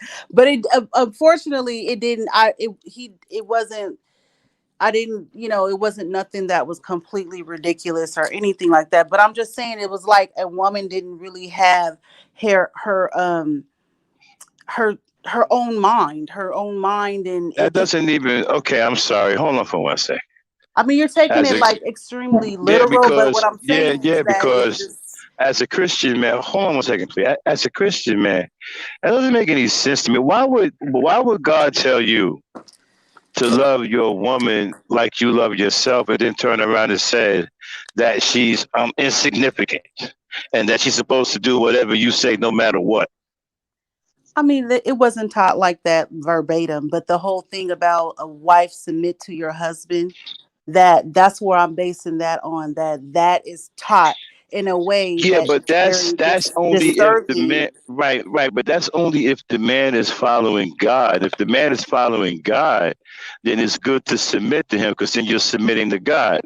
You're submitting to God's will. Right. I mean, And the man is under the control of God. no, I totally get that. I know now, but I'm just saying that, I mean, it's not taught like women, you have to do what the man says, but I'm just saying that it seemed like it was more veered towards a man, um when you get married, you don't get a divorce regardless of what happens, that when No, you're I in the don't. I don't. relationship. Well, I'm telling you what Yeah, has I'm been hearing what you're taught, telling me, and and I I'm not don't know saying where that that's it's right. I'm not saying right. that I it's don't. right I because don't I know where know it's that's not coming from. right. Right. Okay, so Veronica, Black night. were you taught these things too? To never get a divorce no matter what. Please your husband no matter what. Submit to your husband pretty much no matter what. Were you taught these Um, things too? Black Knight, no, but I think the autumn is getting it all twisted because when the Bible talks of being submissive, it's not geared to the fact that whatever your husband says is not going to be beneficial to you or it's going to Yeah, be because I've harmful to you. I've You should never. just go ahead and do it because the Bible says you should be submissive to. No, the Bible made mention of the man also loving you. So if the man loves you, the man shouldn't expect you to just respect something that will Exactly. actually Right. harm you. Right. Now that's what I understand. Right? Exactly. Right, I So I don't. understand Right. that. Right. I'm So just I'm saying. asking her because she's bringing in something new. I'm wondering if that's what they're teaching in these new churches. Hold on one second, Anna. Abby Yes, I'm here. and Dame. Uh, okay, Dame has been I, I, abducted. I am here. Okay, Yes, I yes, I'm think here. Dame is I'm out here. riding her snowboard. No, Okay, so ladies, I'm here. y'all hear what she's saying? Okay, I'm old school. I was never taught that. Okay, now is there something? Is there some truth to what she's saying? Is this what's going on in the churches? Because if they're teaching that, they're wrong. Mm, I think that they're Yeah. not. They're teaching it Dame, hold on one second, differently. hold on. Dame, Abby, I want to answer. Is this the kind of teachings that's going on in the church? About Okay. marriage. Yeah. I mean, y'all hear Okay, what she's saying? okay. About marriage. Okay. They're okay. They're not okay. They're teaching about God. They're not specifically about marriage, but marriage does come up. They talked about. Let's see. Okay. Okay. Okay. About. Okay, Dame. Okay, Mhm. Dame, get your thoughts together. Let me go to Abby. Okay, you get your Okay. thoughts together. Okay, Okay. Abby. So, Abby, you've been listening, right? Right. All right, is this going on in the church? Because I know you're a big time Christian. Is this what they're teaching in the church, that the woman is supposed to submit regardless and please her husband regardless of whether? Because the way she's saying it, I'm getting the impression that even if the man is failing, she's supposed to just submit and follow blind. I don't Okay. even. What she's saying, some kind of churches, these are some of the things they teach you. Wow, if they're Some teaching churches. that, that's wrong. That's absolutely wrong. Right. I think that those lines are really blurred. And again, Yeah, I I don't know was what this if is when they're I was teaching that. younger. when I was That's younger, crazy. and that was my understanding. And let's Hmm. say that they, no one said went into details with like how, but they it's so broad that it can Nah, be you. it's so broad that when you do get married at when I got married at a young age, that it was never like defined to the point where you had examples, or where it was, it felt it was taught in the way that the man would have more of the advantage of marriage than a That woman. sound like that. That sound like that craziness the Hebrew Israelites be talking about. Mm. I don't know. All I know is this: that was my understanding when I got married. But as I got older, and I know differently now. But I'm just telling Yeah, you, when I first got married, I had a misconception of what marriage was. That's basically what I was trying to say. they pretty much set you up for failure. They're teaching that crap. You were doomed to fail. Yeah, well, Yeah, they're not even. I don't even know. You should. my marriage Wow. failed. Yeah, I mean, you're doomed to fail because it isn't if your husband is being a derelict. He don't get to be a derelict. No, no, he don't. Well, I mean, they never said they. It was never that. It was just. Well, It's like well, a it is that unspoken, because they're telling you. It is that because they're telling you that you're supposed to follow him regardless. They're telling you that you're supposed to please him regardless. It is that. Well, I Mhm. mean, when you think about these men in the manosphere, that's how they believe. That's what they Oh believe. well, no, ain't nobody even. They don't count. No, but I'm talking you the ideology of them. Yeah, That is what yeah, is that, taught, and it's yeah, that, only taught from yeah, yeah. a how it.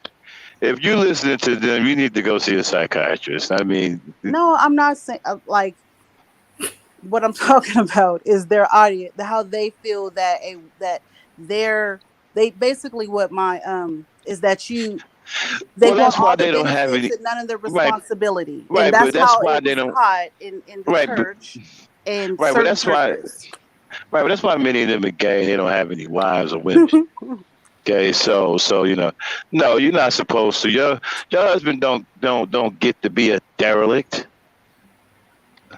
He's supposed to be following God. He's supposed to be submitting to God.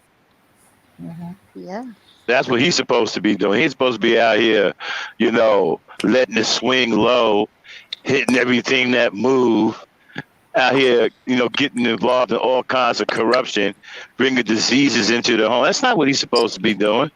And while he's doing all of that, you're supposed to be the sweet little Christian wife and turn your head to everything and please him regardless of all of the, matter of fact, if he's doing that, then he's letting the devil lead him, not God. I agree. Be with no man that's being. I agree. Mhm. But no, I I know my pastor that countered a bunch of that stuff. Um, but it's mainly that if he's following Jesus and God, um, and he's not breaking the covenant with you, and he's not abusing you. No, pastor does not encourage women to stay in abusive relationships. Um, um, um, they do try to encourage people to stay together, but once he cheats on his wife, she has the choice of whether she's gonna stay with him and work it out or divorce him. She is clear; she's not in the wrong. He's in the wrong. He broke the contract, the covenant between her and God, because his covenant is not with just her; it's with God. Um, then she could divorce him. But once she decides to forgive him and stay with him, she gotta stay. She can't lay it on alone and stay unless he does it again for some reason. But But it's it's not always cheating though. I mean, I know people who have been married to people. For instance, one of my good friends, her husband, she married at a younger age too. Well, she was, she wasn't too young, but her husband didn't believe that he didn't support her in starting a business that she had a passion for. Uh-huh. And something that, she was a professional, I think she's a professional. Well, she's a professional seamstress, and when the whole those gaudy prom dresses started becoming really popular, like about 5 or 6 years ago, that and they still are popular. That was a lot of women, a lot of girls were making a lot of money for off of those, but because he just was like, well, I don't know what the reason was, but this was a passion of hers, and he didn't support her in that's a problem, because unfortunately she didn't start it because that's not what her husband wanted her to do. But that's what I'm talking about. It's not just always a cheating thing. It could be just, you know it could be just a taught with a power dynamic that's not fair. You know what I'm saying? Yeah, So you was that's what around. I'm saying. That's what I'm saying. It's Yeah, you was just around. I'm going to cut you over. You was around some really bad spiritual leadership. Those men, they were horrible spiritual leaders. I don't know what they get off teaching you some crap like that, but you was set up to fail from the beginning. Uh, well, I'm not a part of that congregation or anything like that anymore. I was just giving no, I don't just blame you because understanding. that would leave a bad taste in your mouth, and it would make you distrust church. Absolutely. And it also makes you have a problem with the institution of marriage. Yeah. I mean, And I believe again, in marriage, but I go back to what I I said want to before. use wisdom. I blame these pastors. These pastors are responsible for teaching you the right way, and they're not doing it. Mm-hmm. Hmm. You don't stay with no man that's not following God, calling himself your husband. Your husband is supposed to be following the devil. If your husband is out there doing all kinds of crazy things, making the environment unsafe for you, messing with this woman and that woman, and bring diseases back into the house, beating on you, disrespecting you, that's a man that's following the devil. Okay? Yeah. Well, what do you think about a man that is not supporting you in like your lifelong dream or something? Again, he's following the devil. Your husband should be in full support of you. If your husband loves you, right? He Yeah. should be in full support of it. As long as that what you're doing isn't hurting you or harming you, he shouldn't have no problem supporting. I don't Right. have a problem supporting anything my wife wants to do. Hmm. Yeah. Yeah, that's what I was You saying. know, My right? friend, her husband wasn't in support of her doing her lifelong dream, and I just kind of feel What was but her it was lifelong dream? she's a seamstress. She's always sold clothes ever since we were like Right? elementary school, and she Hmm. wanted to start a seamstress business, but Right? he wasn't in support of it, and she didn't Okay.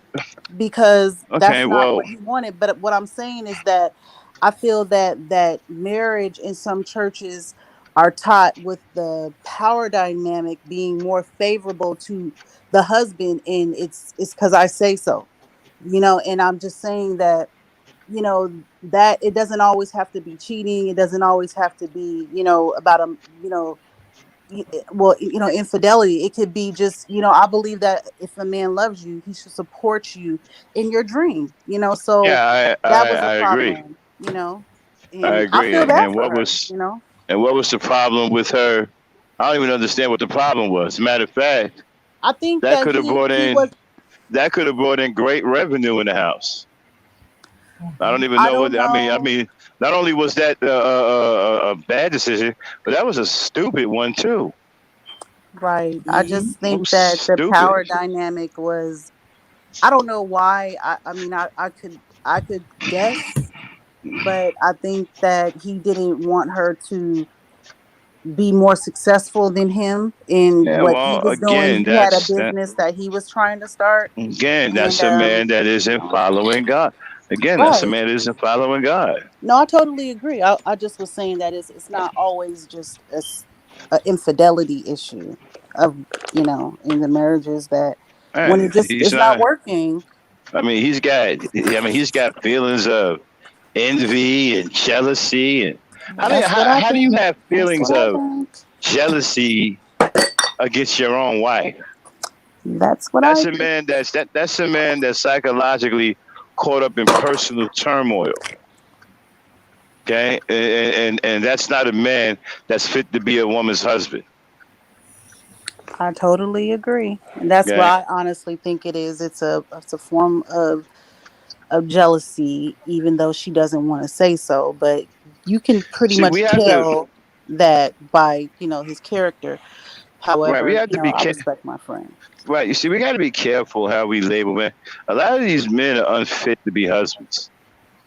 Okay, and they make terrible husbands, terrible fathers, and I hate it when they taint the women, and now the women come out upset, and they're talking about their experiences because they were led astray and they was done wrong by men who were unfit to be husbands, and they was fed bad information by phony spiritual leaders.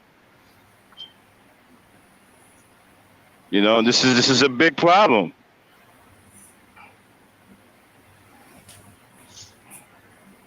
Yes, it is. It is. I'm sorry, I didn't mean to derail y'all show. I just wanted to come back up and say something. I'll get off now. Thanks for having me up. You welcome.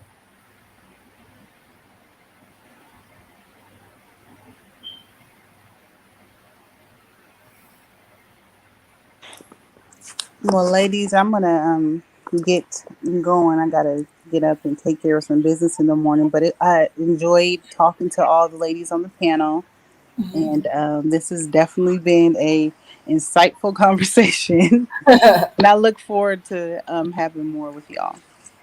Okay. All right. Thanks for coming up. All right. Have a good night. Thank you, ladies. Okay. You too.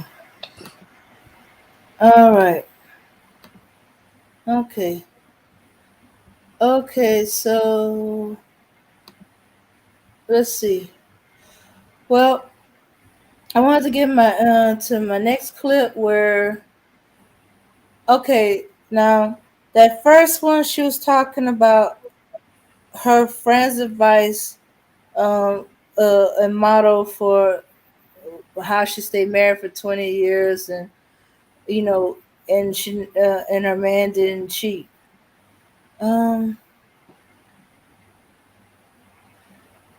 so this one she's talking about from a single woman point of view, a woman who's involved with a man for a term. Okay, so here we go with this one, and I think we're gonna end it with.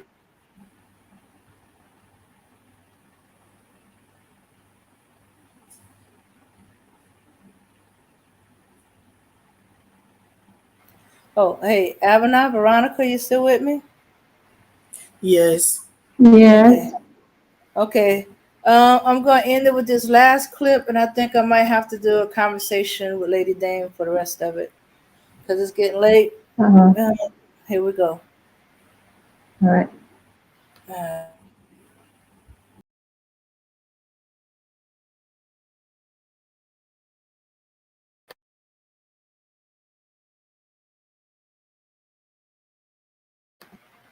all right. So now in this one, she's talking about those in long-term relationship, not necessarily married. Okay. So she's talking about that she ain't been she been putting her all in the relationship. She been letting stuff slide. She let it get routine. And and stale. And this is her suggestion to shake it up. Well, it's good you get out of the routine as it is and spice it up, but it's not always about sucking big just to spice the sex life up, because for me, it has to do with a whole lot. And she talks of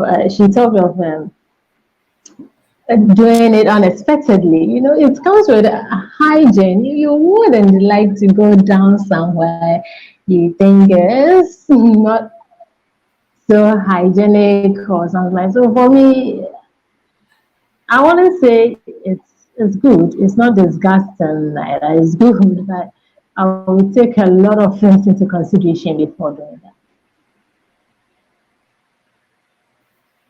Yeah, I agree with you, Veronica. Yeah, but in some circumstances also, I also says that when it comes to that, it will depend on the two both sides how you're going to settle things down. You know, assuming when it comes to that part, the man have understand the lady issue, or the lady have understand the man issue, they will just sit down and have a conclusion to that, and without being, oh, you have to do all me na say me yeah. You understand? Like our local darling say, me na say me yeah. No, it's not you alone need to do. And it shouldn't be a force on somebody, or it shouldn't be a force on the other one. It should be something which from your heart, lovely, that you go ahead to do. Yeah, absolutely. And for me, even before we get into the bedroom action or whatever, proper shower needs to be taken if you want to, you know, explore all the angles. Then you get to get down, shower very well, and if you want it done, then it will be done.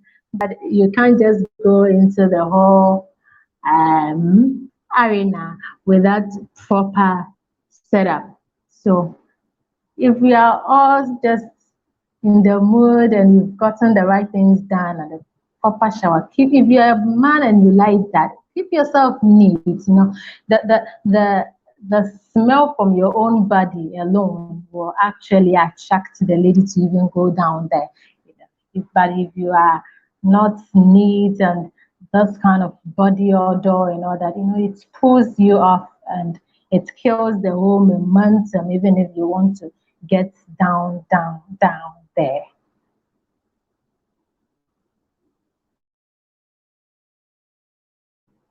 Yeah, so that's actually my opinion about it. Because if the first point is not good, there is no way you will love to get down there.